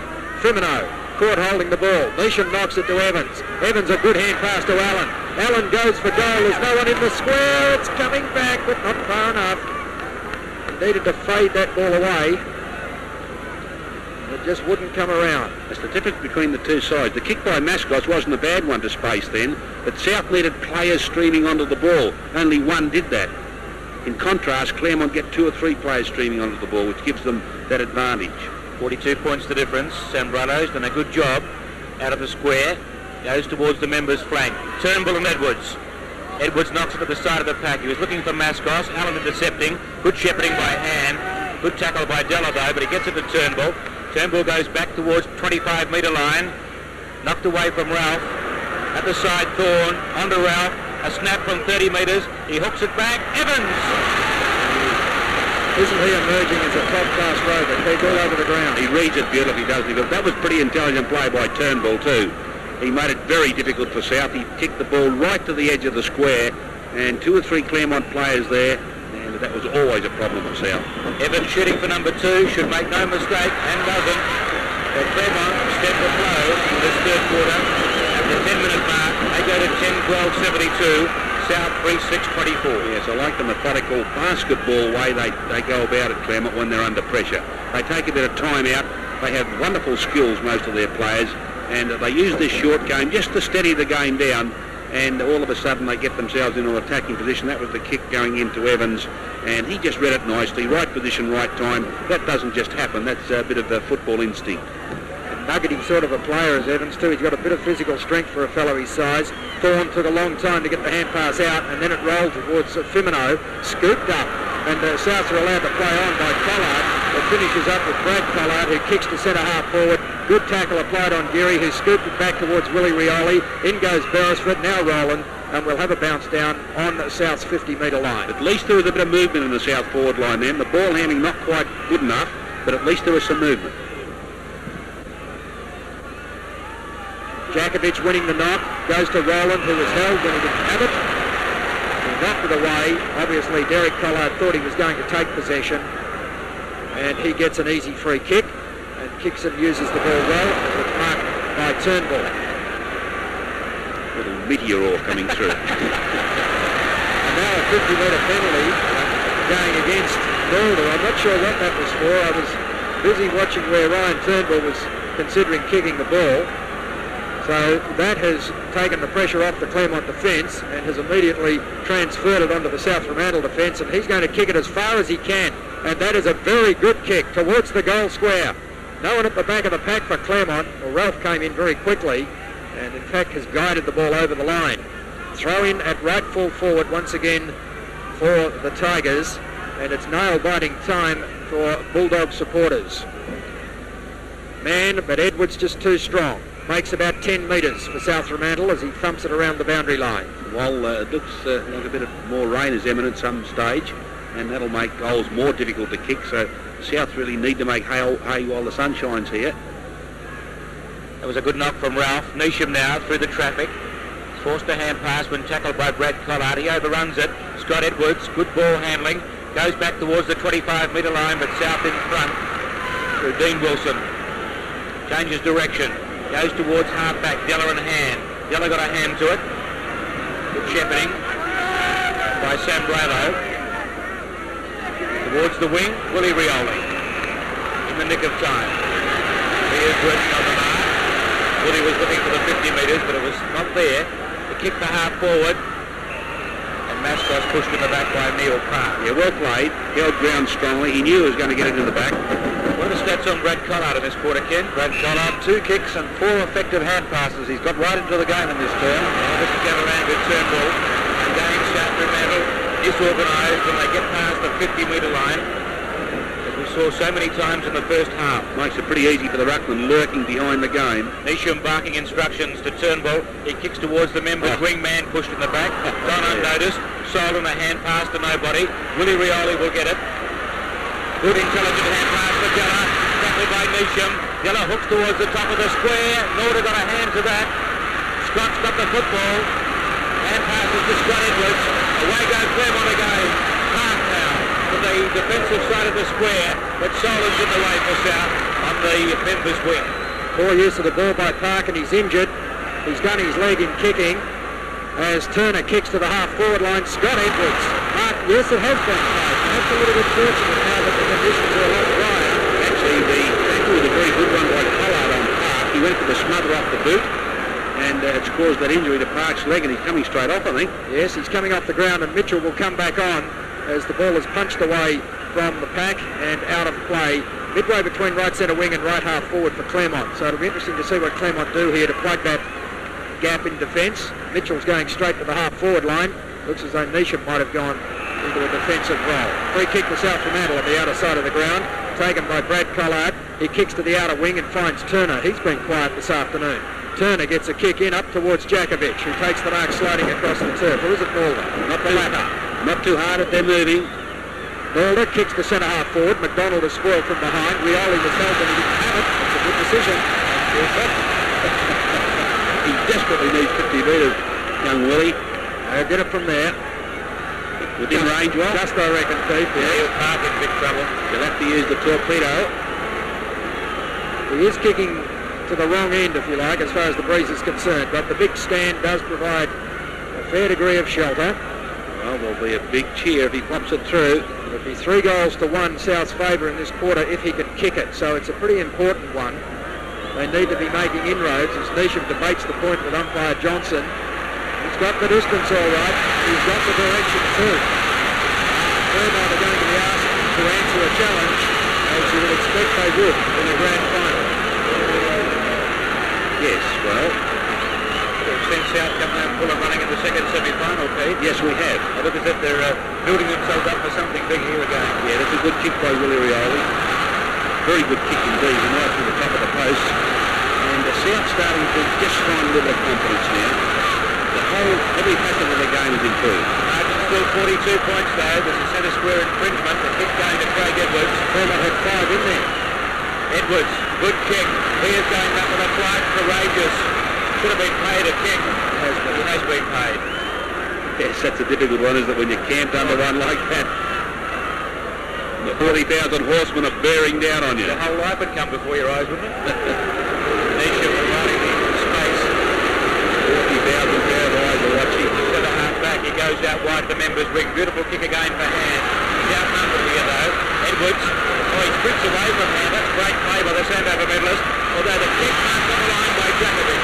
I thought it might slip down for a moment.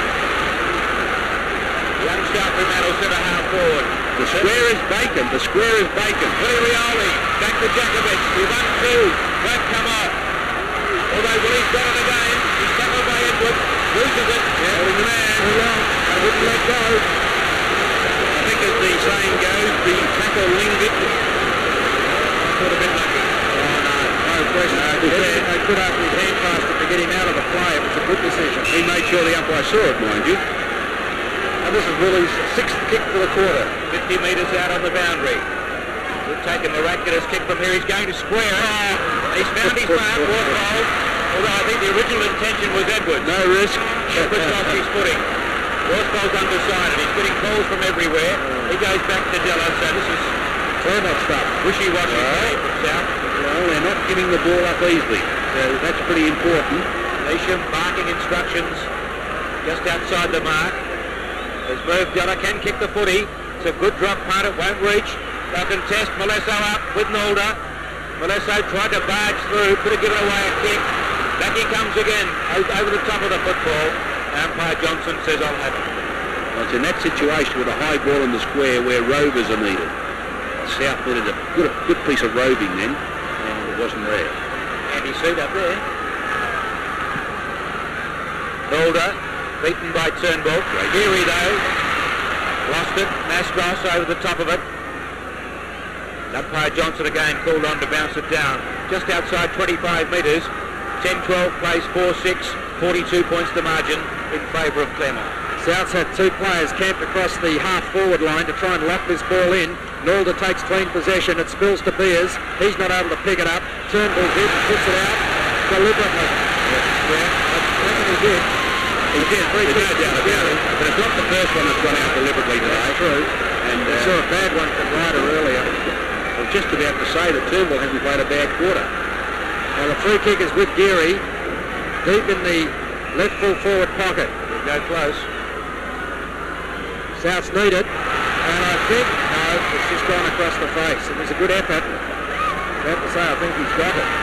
Remember, South are kicking into the breeze. Whatever breeze is out there, it's worth one or two goals. Not a very strong breeze, but maybe a bit stronger at ground level. That flag up a good 50 or 60 metres. The margin is still 41 points, and that's pretty significant.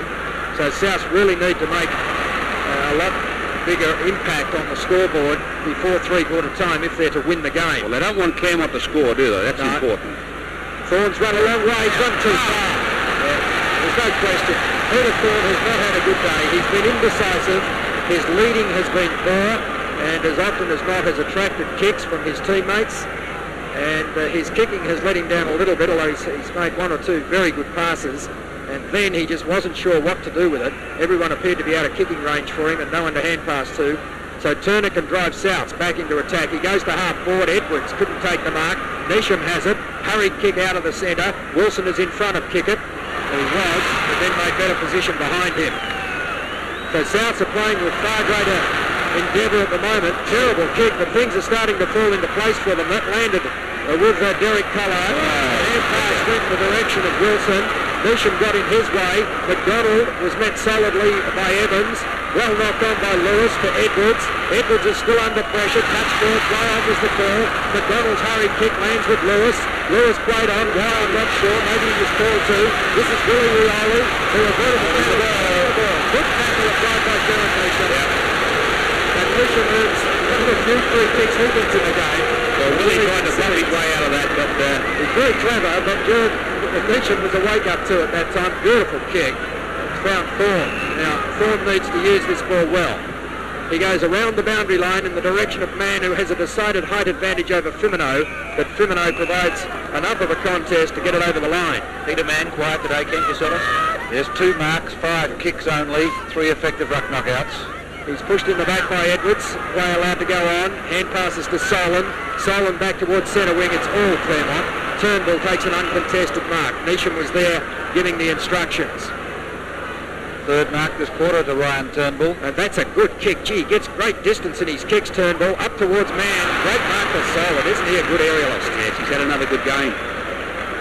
Took one of the marks of the year earlier. Robert Solon, I think it was at Bassendean Oval. Might have been Clermont Oval. There's Della driving them forward, but once again, nobody home for South. Tony Beers wraps up the mark. There was Jakovic. It was kicked to position. He That wasn't should have there. been 50 metres. Collard ran across the mark. Morris Rioli, you saw on the boundary, as Peter Thorne once again provides the lead. He's like a magnet, isn't he, Peter Thorne? He's going to go out very wide and finds Hand. It was a very good kick. Matera arriving late. Hand trying to come round. See, the steadiness of this Claremont side is impressive. He's looking for an opening. He goes short and finds Allen. So once again, they've dropped into the short passing game, but trying to hold up and stem the flow of the South Fremantle roll.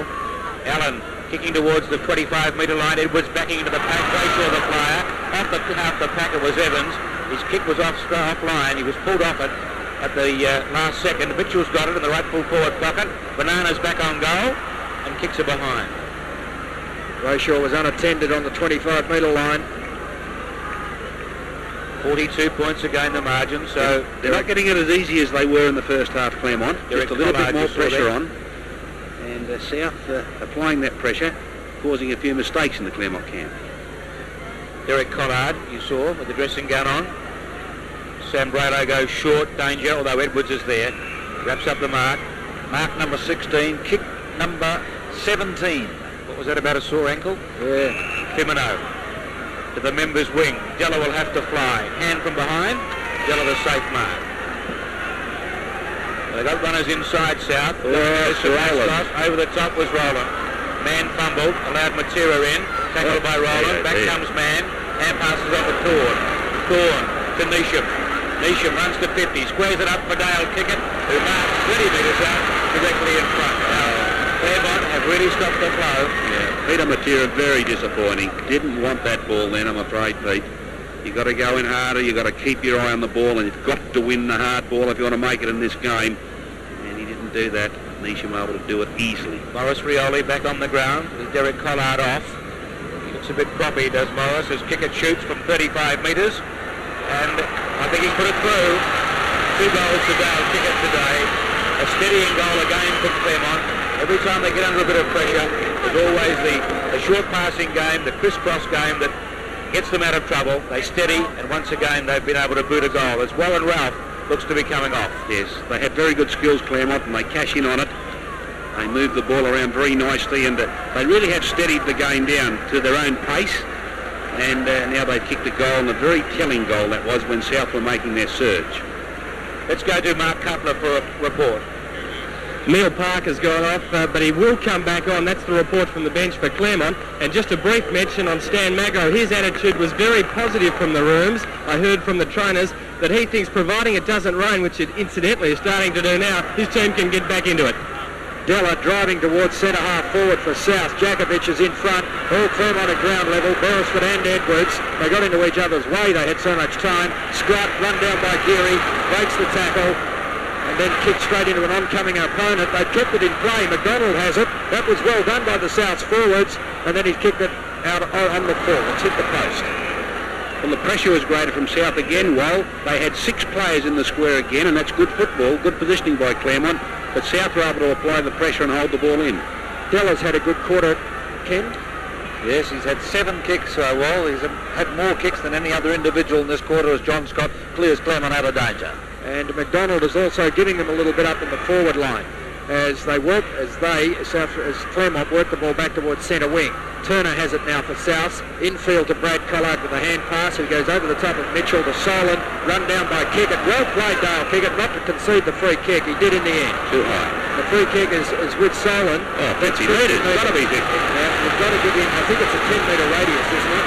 You can come in and tackle from behind as long as you can't get 10 metres back, and maybe 5. Well, it doesn't matter. Even if the player thinks he's gone around his mark, it is not play on until the umpire calls play on. And so Robert Solon will shoot for goal. So that was an expensive mistake by Kevin Mitchell. Hasn't been a good day for him. He really is only back out there as a result of an injury or injuries to other players. And Solon shoots for goal. Not a good kick. And it's a mark to... No play on. I thought it was a mark to Malesso. Thorne runs it away, goes looking for Rowland. The ball close to the boundary line, and it goes out of play as the rain starts to fall again at Subiaco Oval, dampening further, I would think, the enthusiasm of the South Fremantle supporters. And Rowland not getting loose as he was in the first half, which is interesting. Boundary throw in, Norder up in front, chance for Willie Rioli. He ran straight into trouble. That's a high tackle to put on him, according to umpire Dave Johnson. He's trying to do too much on him, wouldn't it? He's trying to do too much in the wet weather, isn't he? He's been caught a few times. He was lucky then. Rain coming again too. Falling now, but there's plenty behind this. What are you betting here, Walter? This will tax him, yeah. This is the extra 5 metres I think you were thinking about, Keith. Well, he's backed himself to kick it. Willie Rioli. It's a good-looking drop punt. Won't quite reach, or does it? Yes! That's a very good kick, Willie Rioli, to bring up his second goal of the match. And with these conditions, conditions, you wouldn't see much better. Well, he's an unusual player, Willie Rioli. In fact, if I think back to the second semi-final, he hardly had a touch in the first half as he gets this kick away from right on the 50-metre line, and one would think he would be struggling for distance. He had about a metre to spare, and he's popped it through. But in the second semi-final, he came back in the third quarter in a very similar pattern. So the margin now, 42 points a game. Edwards, a Easy. nice bump. Collard and Allen. Allen is in trouble. Mitchell through the traffic and now kick it. Eludes Willie Rioli. That's a good hand pass, but Mitchell's got to use speed. Intercepting his Mascos. Defensive side of the square. Pulled off the football. Claremont, kick it at ground level. Emerges to Allen. Allen goes short. Wilson is there, and he's given away the kick. Brendan Barrows will be taken by Dean Wilson. Little chip for Robert Solon. Had to show courage to mark that too. How are the Clermont supporters feeling now, Ken? Fairly comfortable at the moment, Keith. Good. Edwards was up. Lewis, a little toe poke through the pack. Neesham and Wilson. Now Barrows, confronted by Turner. South should win out here through weight of numbers. Wilson is meant for Willie Rioli, but Peter Thorne dived in on top of it, and the umpire comes in to bounce it down 55 metres out from the Tigers' goal. One thing we've been a bit critical of Peter Thorne. I wouldn't mind playing as badly as Peter Thorne today. 6 marks, 16 kicks and 8 effective hand passes. How many effective kicks? 9 to a teammate out of his 16. That's better than 50%, I guess, isn't it? Loose hand pass from Mitchell. Geary tackled when he didn't have it. He'll take the free kick. Backward of left centre wing for South Fremantle. Geary to half forward. Nolder. Spoilt by Molesso. Lands with Allen. He's caught by Mascos. Fresh air from Molesso. Nolder tries to knock it on. Beers in on top of it. McDonald to Mascos. Mann got a hand to that. Slaps it to the advantage of Lewis. Lewis gets a nice hand pass away to Allen. Allen goes to centre half forward. Clears Solon. At the back, this is Sam Braylow. In front of Turnbull. He heads out wide. The ball should bounce over the line and out of bounds. That was the intention of Matt Sambrado. Out of bounds, backward of right centre wing. It's 5-7 South. Trailing Clermont 11-13. 29 and a half minutes gone. That's a 42-point margin, still significant. As Rowland knocks it clear of the pack, that gives Allen a chance. He should soccer it. In fact, lost control of it completely. Wilson gets it to Rioli. We're 30 minutes into this third quarter. Time perhaps for another goal. Well played by Matera. Oh, free kick. Oh, I thought Matera made some third position with his body. And perhaps if anyone infringed, it was Edwards, who had to come over the top. Well, I took my eyes off that. I thought it was a Matera free kick. Well, I think the umpire's made a mistake there. I don't think there's any kick there. It was just good play by Matera. Well, if anything, he got it in the back. Short kick goes in the direction of Beers. Danger for Claremont. Knocked on by Beers. Brayshaw knocks it straight to an opponent, Collard. There's danger for Claremont now. Collard going towards the 50-metre line. No one in the square. I doubt that he could have kicked it that far, but Milner's done. And he can get a very important goal at three-quarter time. What a beautiful disposal by Collard. Well played by Clermont. They just wanted to knock it around like a volleyball. No one was prepared to grab it and kick it. Mulder shoots. He's missed. He's put it out on the full. So that's a let-off. Yes, it would have been. It's a let-off for Claremont. Short kick in from Scott is a good one. It's found Lewis. Lewis is in the right fullback pocket. And there's the siren. So Souths in that quarter kicked 4 goals to Clermont's 2. But at three-quarter time, they still trail by 42 points. And so they have a very big job in front of them if they're to snatch the 1989 pennant. The final quarter here from Subiaco Oval, Wally Foreman. Clermont start the final term with a 42-point lead. So a massive task in front of South Fremantle if they're to snatch this premiership in 1989. This is Rowland, with him is Della. Della has out-finessed Rowland on this occasion, gets the hand pass back in towards centre half forward. Maurice Rioli was beaten for it. This is Lewis. Hurried kick to centre wing. Well trapped by Mann. That was cleverly done. Good hand pass to Evans. Another one back in the direction of Edwards. That wasn't such a good one. Evans comes back to tidy up. Gets the hand pass wide of the pack to Neesham. They're under pressure now. In fact, they were called to play on, but that was good umpiring. The umpire realised that Clermont didn't in fact have the advantage. They go short back to Neesham again. And Evans and Neesham, despite the fact that they were under a fair amount of pressure, have maintained possession for Clermont. and they kick into the pocket, and Thorne takes the mark. Now, I was watching the Clermont huddle at three-quarter time, and Peter Thorne received a real tongue lashing from Gerard Neesham as the kick goes to full forward and is marked by Wilson. Dean Wilson in the right full-back pocket. South forward. Yes, John McDonald has also been up in the forward line for long periods as the ball goes to the back of the pack, and Allen. Now Evans, who's been a very good player this afternoon, almost caught, kicks wide and finds Rowland. Rowland is between centre wing and left half forward. He's kicked short and found Mitchell. Ooh, mark is paid. He doesn't like it. Thought he got there in time. It's punched out of his hands. Mitchell putting it up high towards the goal square. Malesso is down there. Ralph missed a sitter. Well, when I say a sitter, it has been drizzling and the ball would be slippery, so that's a harsh comment as Turner runs it over the boundary line. No, I agree with you, Weil. That was a mark that Warren Ralph certainly should have taken. He worked himself in a very good position. May have surprised him the ease that he was in position, Keith. Yep. Edwards clean possession. Malesso dumps him. Knocked on by Turner into the path of Lewis. Tackled by Geary holding the ball. Now play on, says umpire Johnson. Collard goes hard on kick it, and now umpire Johnson comes in to bounce it down. Well, that bit was unlucky there. a clear example of holding the ball, no doubt about that. Maybe umpire Johnson just a little unsighted. Very tactful, Keith. Always. Edwards to the side of the pack. Willie Rioli kicks towards the members' wing. Peter Mann's in the way. He wasn't too unhappy about that. Over the line and out of bounds.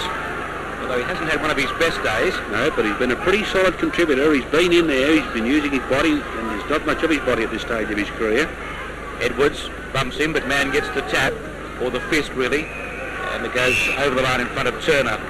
He's South Fremantle with an uphill battle, and the odds are stacked heavily in favour of Claremont winning this grand final. Will take a miracle turnaround, really.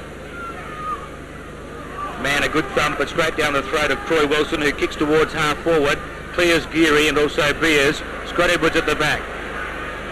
Got away from Rioli, gave it to Lewis, back to Brayshaw, who's in the back line again, and with pinpoint accuracy he finds Ben Allen.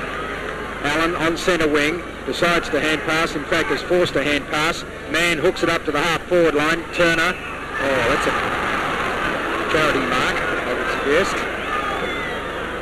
Turner at left half back for Souths.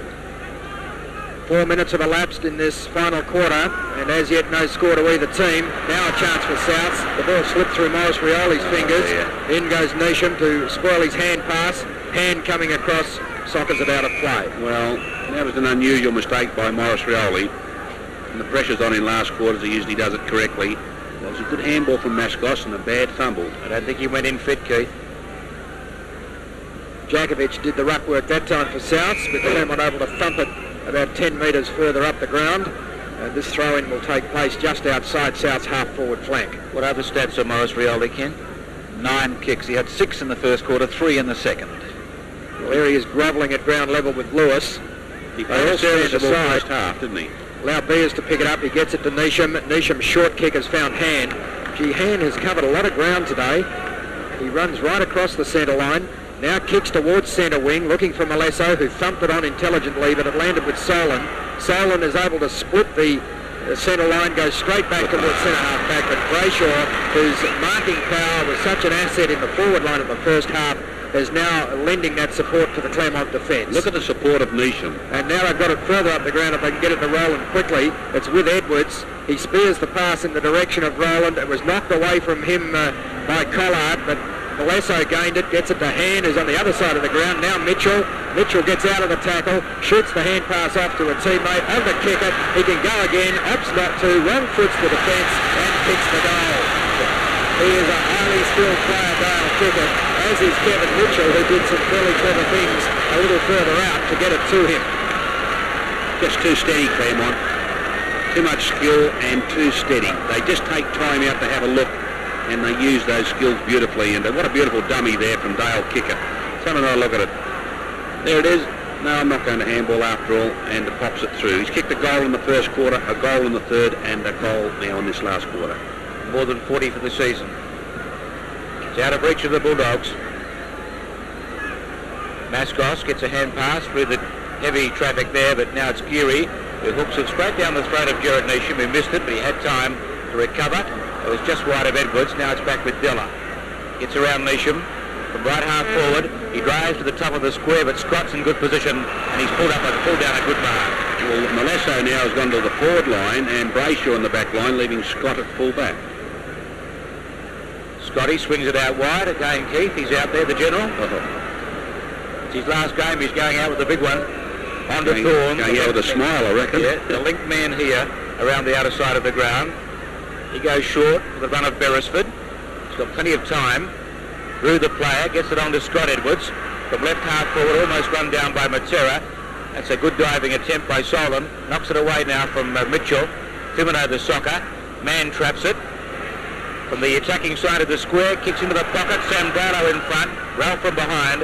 The crumbs come to Dean Wilson. Gives it to Peter Worsfold. He goes around the corner and finds Fimino. Fimino off with the hand pass to Wilson. That was intercepted. They're under pressure back there now. Fimino goes towards the boundary. Kept it in play. Mitchell closes on it. Good shepherding provided by Edwards, but Mitchell lost his footing.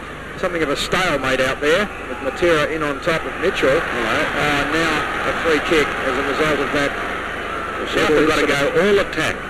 They just must go on. Marks and free kicks just go straight on with it. Their only chance to kick quick goals is to play on at every opportunity.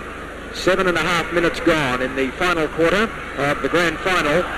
And at the moment, Clermont lead 12-13 to 5-7 as Thorne has it. Hand passes to Allen, deep in the pocket. Looks towards full forward. And the mark taken by Wilson. That was a good relieving mark. Taken back there by Dean Wilson. Well, at the moment, this game meandering through the early stages of the final quarter. South just not able to make any impression on Claremont and their big lead, as Mann will shoot from about 60 metres. He won't get the distance with this ball, this heavy ball. But he puts it to the top of the square. Ralph in front. Appeared to be dragged down. And there'll be a bounce 15 metres out from the Claremont goal. Close to a mark. Yes, it was.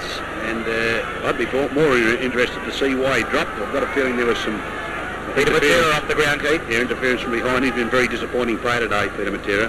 Derek Collard has gone back on. Molesso and Edwards knocked away by Nalder. Comes to Dale, kick it. He's got 3. Wilson pulled off the ball.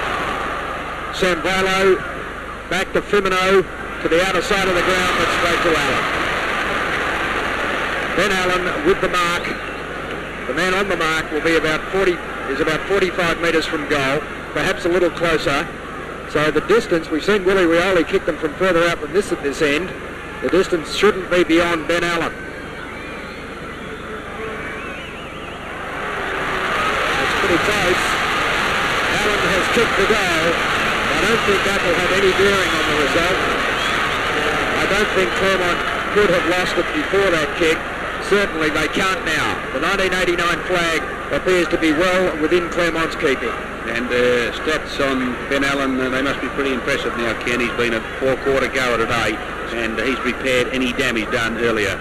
Extremely impressive, Keith. 8 marks, 22 kicks, 4 effective hand passes to Ben Allen. Yep. Gerard Neesham still giving instructions to his players. It's a well-disciplined unit, although Morris Rioli working hard there. Man tried to shovel it out. It landed with Turner. Kicker was legged. Now he's run down from behind. Scrambly football out on a hand pass, wide. Thorne. The link man again to Neesham. Around the corner. Kicker. Missed the mark. Evans mops up for him. Good tackle though, put on him by Worsfold. Back comes Evans. At close quarters to Molesso. Put him under the hammer and holding the ball for decisions. He said, thanks, Tony. Yep, and Tony, they love to see a tough man under pressure, don't they? Players come in like bees around a honeypot. 91 plays 37 in favour of Claremont. The kick to the members' flank. Lewis misses the mark. Thorne was tripped. Djokovic threw it to Turner, who was almost out of bounds, and now he's booted it out on the full.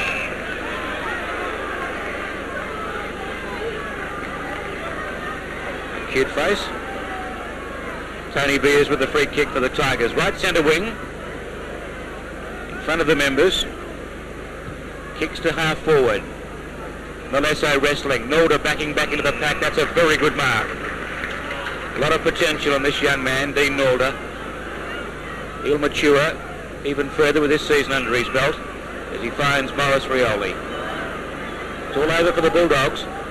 Possibly one of the worst games we've seen them play this year, as the kick to centre half forward. Jakovic up from behind, stolen away though by Beresford. He goes square and finds Mitchell on the crested right centre wing. Mitchell to half forward. South should mark. Solon up, one-handed. He was backing back into the pack, although Worsfold mops up for him. Hand passes wide for Mascos. Mascos close to the boundary line, and now he's out. Per favour of Peter Malazzo. Claremont, the bench seat looks pretty contented. It's full of Newshams. Fremantle was caught with the ball. You get Harry, Dave and Ted in there. I hope Jared doesn't come off the ground. There won't be room. There'll be a few Millers around the ground too, I would imagine, today. Oh, and Shays and Regans. 91 plays 37. The whole family. Fancy them barracking for Claremont. Unbelievable. Kickett working hard at ground level, close to the boundary line. His hand pass was intercepted by Willie Rioli, but he's a very promising young player, Dale Kickett. I wonder what Toby Regan thinks about all this. Now they got papal dispensation to back for Clermont. Indecisive ruck work, and the grand final just winding down at the 12-minute mark of this last quarter, because South Fremantle really have given nothing in the first 13 minutes of this last term. 2 in 3 years it'll be for Claremont. Yes, and that's an outstanding performance by Jared Neesham. It's been interesting. One of the interesting aspects about the discussion surrounding the Eagles coach has been the lack of Neesham's name in dispatches. John Todd is to be replaced, and I'm not buying into that. I would have thought that they could have done a lot worse than Jared Neesham, particularly if they're talking names such as Malthouse, as Clermont try and work it forward again. This is Solon. He's well tackled. Willie Rioli will wish he wasn't standing there. Thorne used his body well, knocks it to the advantage of Allen. He's still got plenty to do though. Keeps the ball in play, knocks it towards Lewis, and there will be a bounce down on the boundary line on Clermont's right half forward flank. Ben just a little indignant with the treatment he's getting from Peter Worsfold, but Jared Neesham certainly putting together a very fine record as a coach at WAFL level. He's also of course played in the VFL, so has some knowledge of that competition. As Collard is caught, the hand pass goes further afield and lands with Neesham. He got rid of that one quickly in the direction of Mitchell. Well done. His hand pass wasn't effective though. Stolen by Femino. Good kick into the centre of the ground, and McDonald, who's tried very hard this afternoon, particularly since being moved to the forward line, kicks to the half forward line. All Claremont. Beers is first to it. The shepherd was provided by Scott initially. That allowed Edwards to get free also, and Scott Edwards takes the mark on the half back line. Back he comes to centre half back and Peter Mann. Mann perhaps hasn't been dominant today, but gee, hasn't he been a good player throughout the final series for Claremont? Right. He's been a very serviceable player today. Yeah, I'm not underestimating his performance. It's just that he's been asked to do a lot as a ruckman, such a young player, and he's certainly done it well throughout the final series. And there's a hook back on goal from Brendan Barrows that has gone out of play on the full.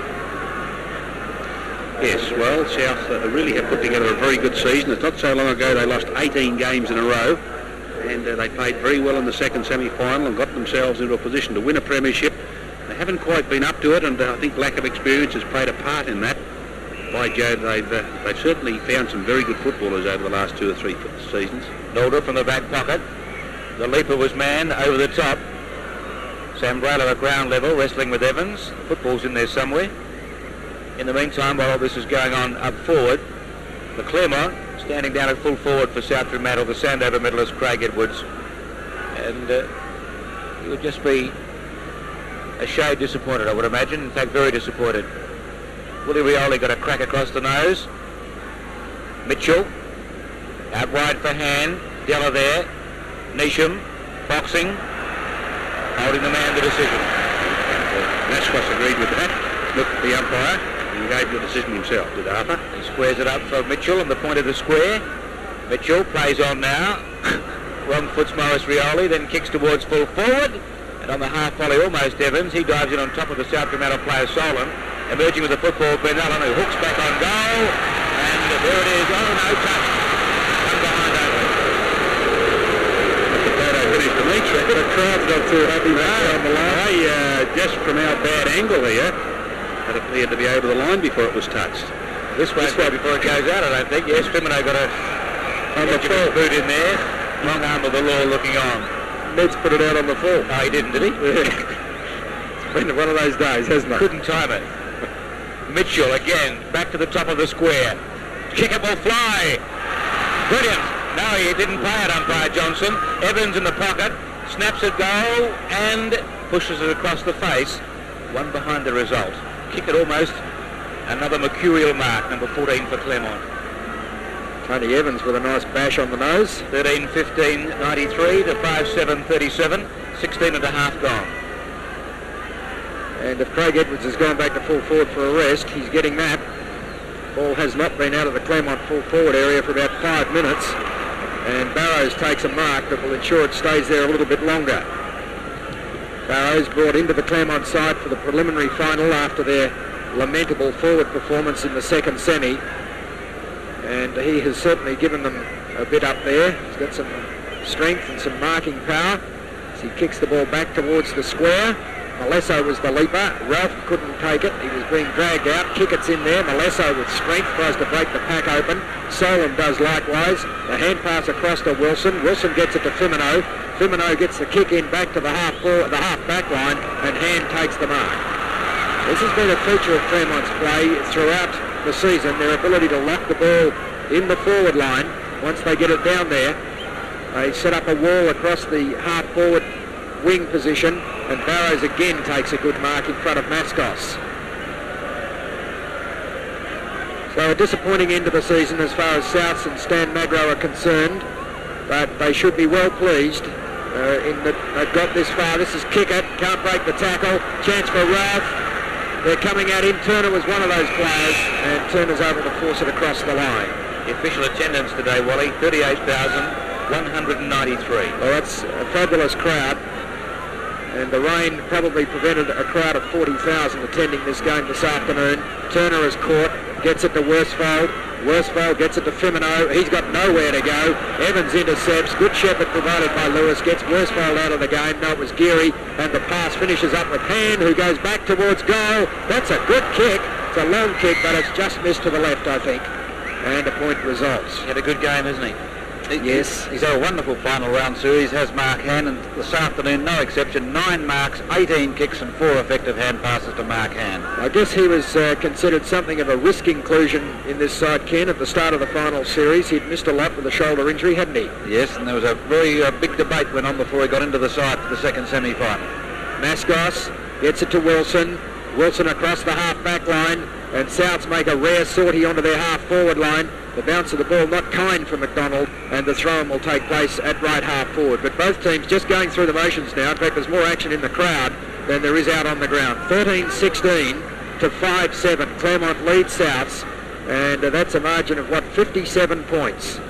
Jakovic, clean possession. Hand pass is intercepted by Mann. It spills to Edwards.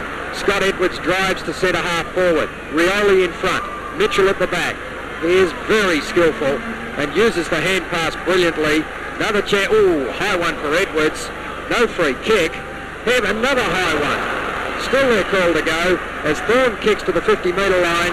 The mark is missed by Barrows, but should have got the kick for the push. In comes Thorne again. Maintains. No, he doesn't maintain possession. And eventually Souths clear it away from the pack, but sock it up towards the half-forward line. Mann couldn't pick it up. Della has it. Oh, did they get him from all directions? That one was seen as Mascos and Neesham get mixed up. And if Arthur's not careful, he will surrender the free kick. I think Jared was saying to him, take it easy, I quite like you. Warren Ralph off the ground. He was too, Keith. And Della has kicked straight into Mann. It's getting pretty physical out there. I think South's a little bit frustrated. Mitchell knocked it straight to Rioli. Rioli gets it across to Wilson. Wilson kicks to the half-forward line for South Fremantle. The ball racing towards the boundary line, and Beers is content to usher it over, and the throw-in will take place just outside South's 50-metre line. I suppose the story of the game really is that Clermont have just had a lot more good players than South have had, and they've risen to the occasion. Edwards back into the game, immediately wins the knock, but it's sharp by Beers, who goes into the middle of the ground. Kicker, good use of the body. Huey's got pace, but well shepherded again. It's a rider closing on Rowland. Rowland extracts himself very nicely from that, then goes back to kick it with sleight of hand. Kick it in between two South players back to Roland.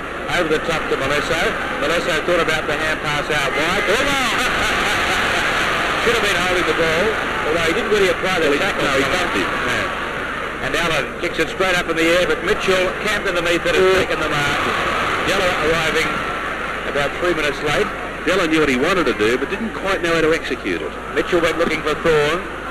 Thorne puts a tackle on Solon. The ball jars free. Now he gets a hand pass to Malesso, who again tried to barge through. This is Evans with a snap.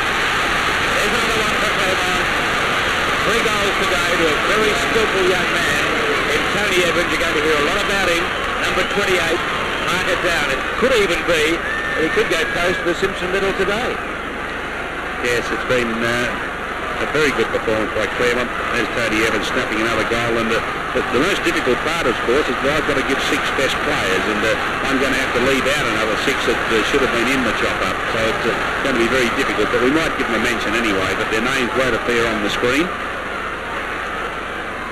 A ton up for Clermont, 14-16 to 5-7, 100 plays 37 as the ball goes to the half-forward line for South. Mascos has it, chips the pass towards full forward, and a good mark taken there by Glenn Jakovic. Yes, we just haven't seen enough of the Jakovic's today. Jakovic, Nalder, we've seen them on occasions and we've liked their skills and their ability, but they just haven't been consistent, and they just seem to have, in comparison to Clermont, lacked a little bit of leadership on the field. Jakovic from about 35 metres has missed. Good contest behind the goals, Well. I would like to see you in there. You wouldn't see me in there. Well, that's right, you wouldn't. Or you. Hey, or you and me. Oh, you'd see me, I'd have a beanie on. Or Brian Cousins, he's right next to me. Yeah, how'd you be in there, Well? But you usually, it's a desperate struggle. The boys are fighting for the footy all right, aren't they? Showing a bit more endeavour in there than they are out on the field. We'll have to get a new ball, I think. I don't think anyone will be game enough to go into that ugly milling pack trying to retrieve it. As we use the Redheads footy, that'll do. We haven't got long to go. I think it's been eaten. 14-16 to 5-8. I think it's probably worth remembering, as far as South Fremantle's performance is concerned, that most teams in recent years have taken 2 grand final appearances at least before they've won a premiership. So it's relayed back to Mark Brayshaw. And Souths, I'm sure, will learn a lot from this performance. They'll all be a lot better players next time around in a grand final, as the kick goes out towards the half-back line, but a good mark taken by Dean Nalder. His 7th mark. Especially this young man, yeah.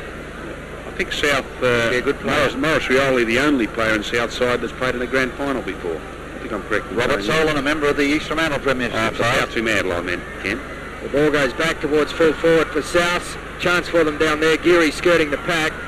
Lewis gets the hand pass across to Evans. Evans was caught, couldn't get his kick away. Back came Kickett, gets it to Barrows, who looks as though he's having a run up on the ball. His hand pass is intercepted by Collard.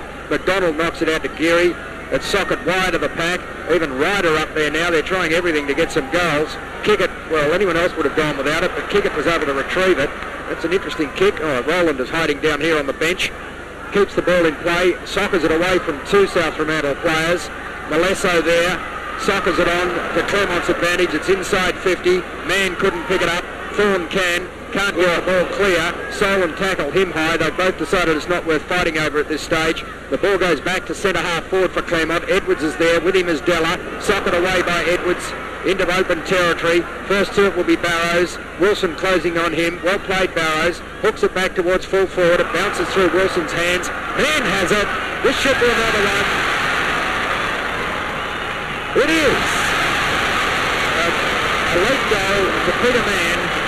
We're at the 25-minute mark of the final quarter, and the Clermont are now 15-16, 106. South's at 5-8, 38. Yeah, well, it hasn't been Peter Mann. I'm sure that he hasn't been an outstanding player today, but by Jove, he's been a solid player. He's given everything today, and that's fitting that he should reap the reward of kicking a good goal in the last quarter, because he's worked tirelessly. As we go into time 1 in the grand final, Turnbull up high, beaten by Nalder, but he knocked it straight down to Clermont's player into Evans. This is Roland. Mitchell around Mascos. Bullet-like pass into the pocket, but it bounces away from Thorne. This gives Worsfold a chance. Cornered. Back with Roland. confronted by Wilson, caught. Melissa at close quarters, kicked it straight up in the air and out of bounds on the full. Well, no one could say that the players have had a look at the scoreboard and have tossed it in. They're having a pretty fair go right up to the final siren, and that's a credit to both sides. Fremantle now in the back pocket for the Bulldogs, towards half-back flank. Malesso in the pack, but in front, Nalder. Hand passes to Ryder. Ryder goes to the members' wing. McDonald will arrive first. Clean pick-up, inboard to McDonald, to Collard. Collard goes towards Edwards. Up in from behind, though, was Brayshaw. Almost the mark. Good shepherding by Rioli. Allows Della to get the hand pass to the Sandover medalist, who kicks inaccurately, one behind. Sorry, he says. He's had a great year. He can look back on this year with a lot of satisfaction, but today hasn't been the day of the red and whites. Which ankle was the problem one? Does anyone know? I thought it was the left one, but no. I think it was left. Well, he kicked with his left foot then, quite confidently. Scrambly football just outside 25 metres, and a free kick has been picked out to be taken by Tony Beers, 13. Well, he hasn't been as prominent today as he was last week. Got a couple of heavy knocks today, didn't he, which might have put him off his game a bit. This is Allen into the middle of the ground. Scott goes for a gallop, then kicks it out wide, intercepting Fremantle. It was meant for Neesham. Fremantle towards centre half forward. This time Scott intercepts Rioli. The crumbs to Scott Edwards. He goes looking for Thorne and finds him. Away he goes, Peter Thorne, short. Dale kick it.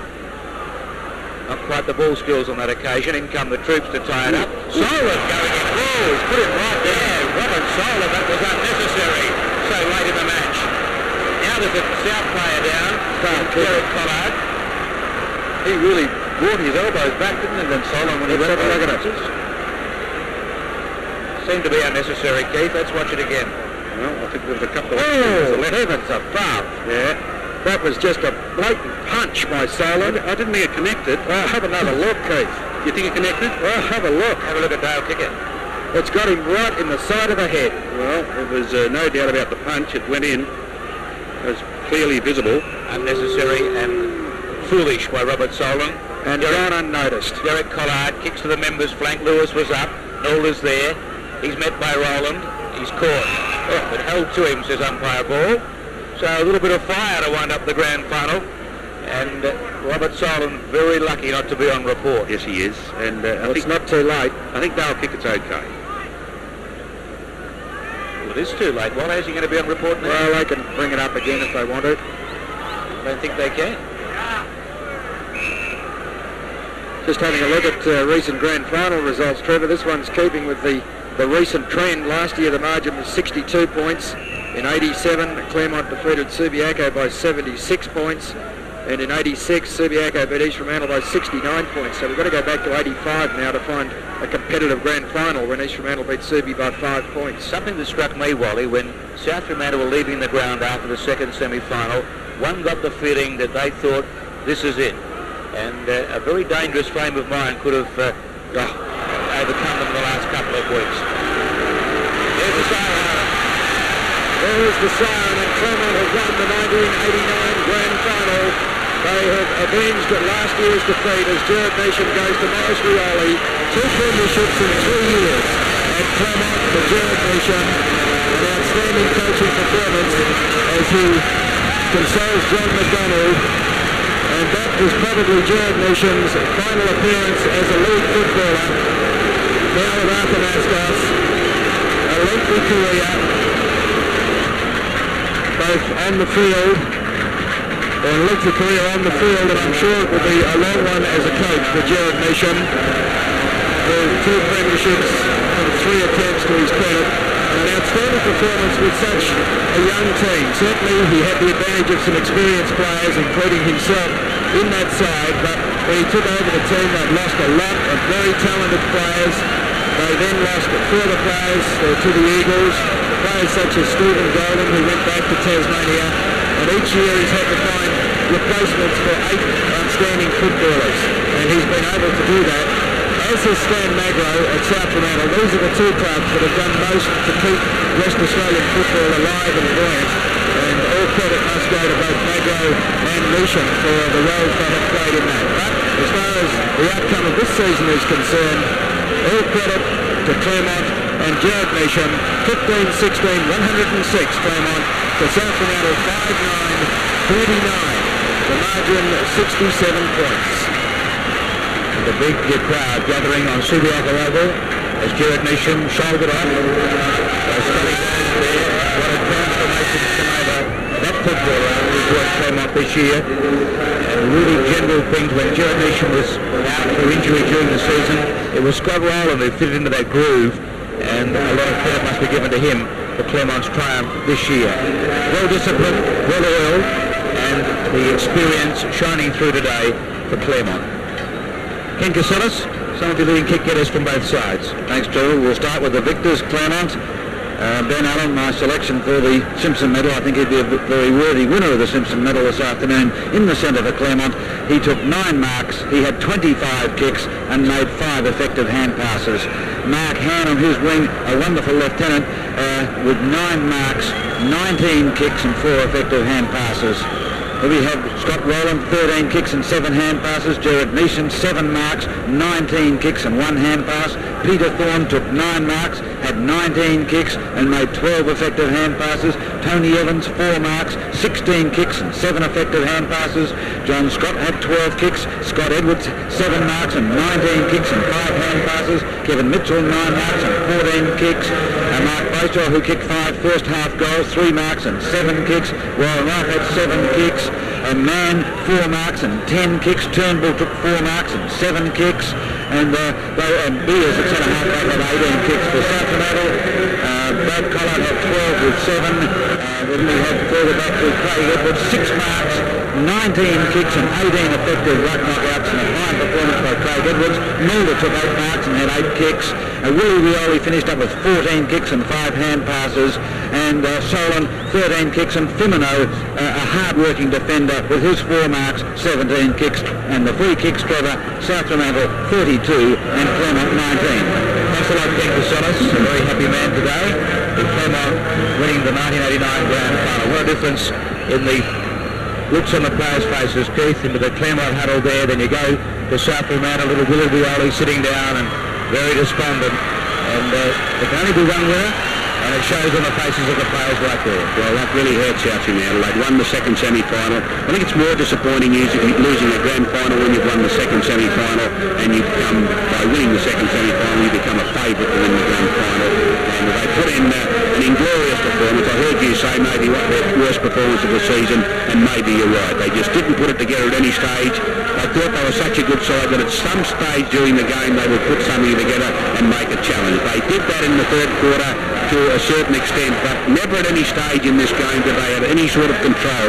Clermont always had the steadying influence, and it comes down really, congratulations to Clermont on our electronic scoreboard, but it really came down to the simple fact that Clermont on the day just had more players who played well than did South Fremantle. And of course it was all set up in the first half. That's when the game was won, 9-10 to 1-6 at half time, and Clermont had put the work in and it gained the reward and it set up a win. After half time, Clermont kicked 6-6 to South Fremantle's 4-3, and it should be said that South kicked 4-1 of those 4-3 in the third quarter, just 2 points in the last quarter, kicking with the breeze, and that'll give you some idea as how South fell away and had 3 quarters of very poor football.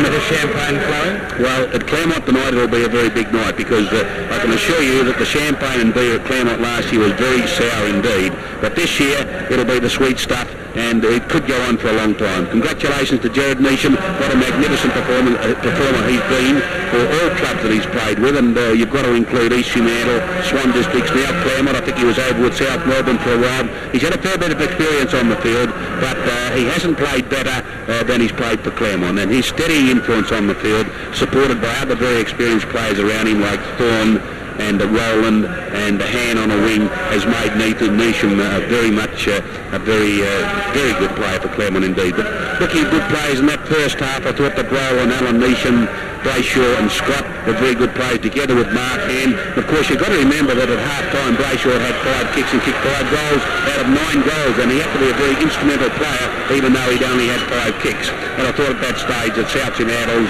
Edwards, Solon, Morris, Rioli, McDonald and Mulder had been good players as we see the chairman of the West Australian Football Commission, Mr. Peter Tannock, or Dr. Peter Tannock I should say, presenting the premiership flag to Jared Neesham, and he is genuinely very happy to have finished his career as a player by winning the premiership as the captain coach of the Clermont Football Club. And now the players will be introduced. There's the captain, John Scott. Also a great contributor this season for Clermont. And great effort by the Clermont boys in this match today. There's the president of the Clermont Football Club, Peter Kyle, and he's well dressed for today's proceedings.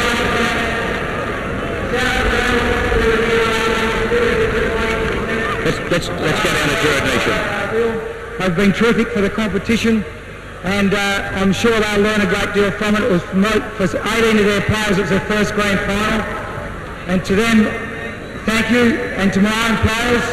It's been a whole year since we've been here, and I'm very proud to have won this flag today, and to Peter Kyle and the people from Claremont, thank you very much.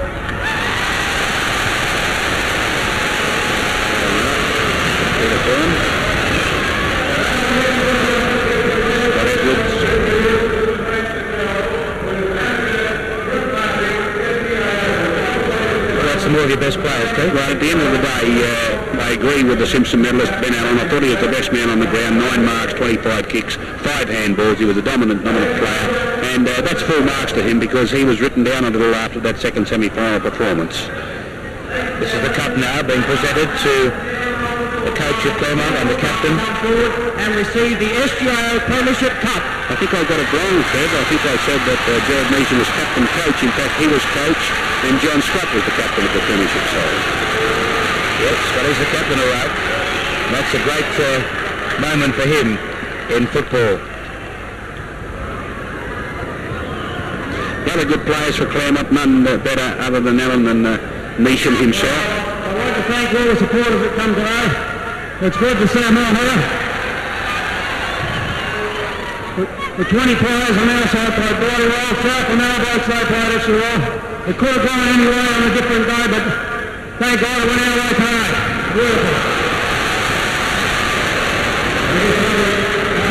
Just carrying all the best players for Claremont. Allen, Neesham, Roland, who was outstanding in the first half. Not so good in the second half, but in the first half was when the game was won. Evans, that tigerish rover, I thought was very good. Thorne, one of his better first halves today, but by Jove, he's still an effective player, and they're very much like Jared Neesham in the preliminary final, where he made mistakes, but was still a very effective player.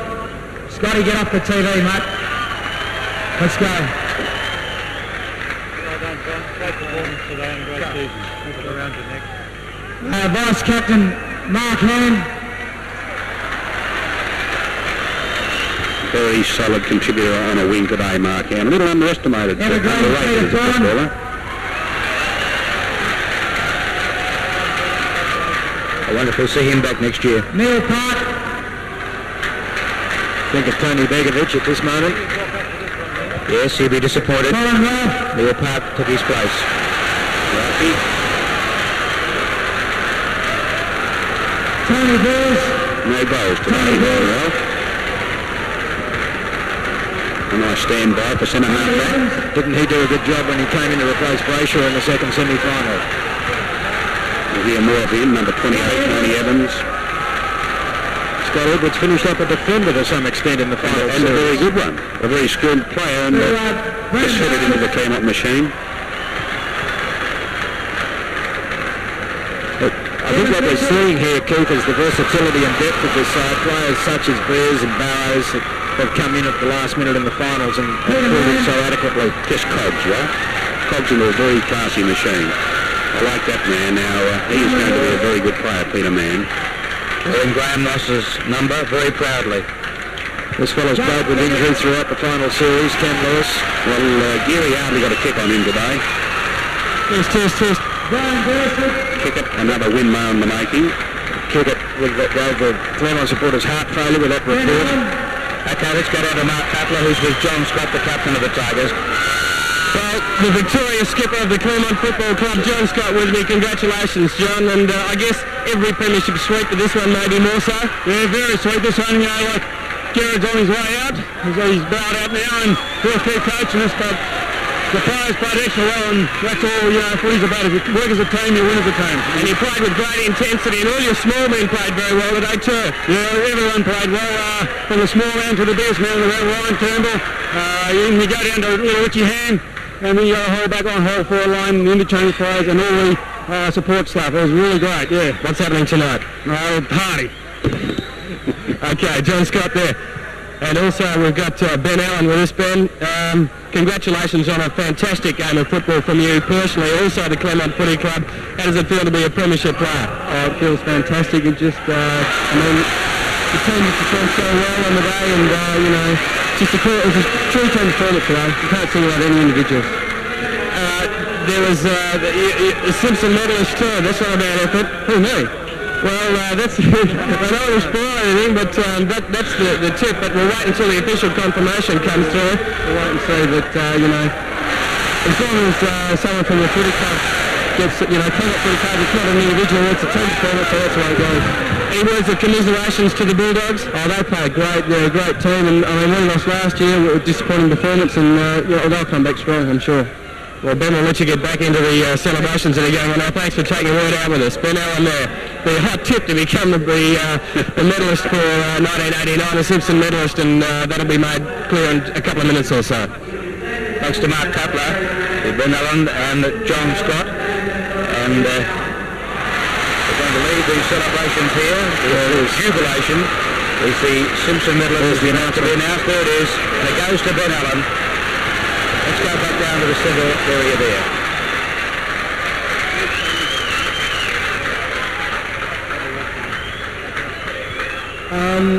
This is a great honour, a dream come true to be a part of another premiership.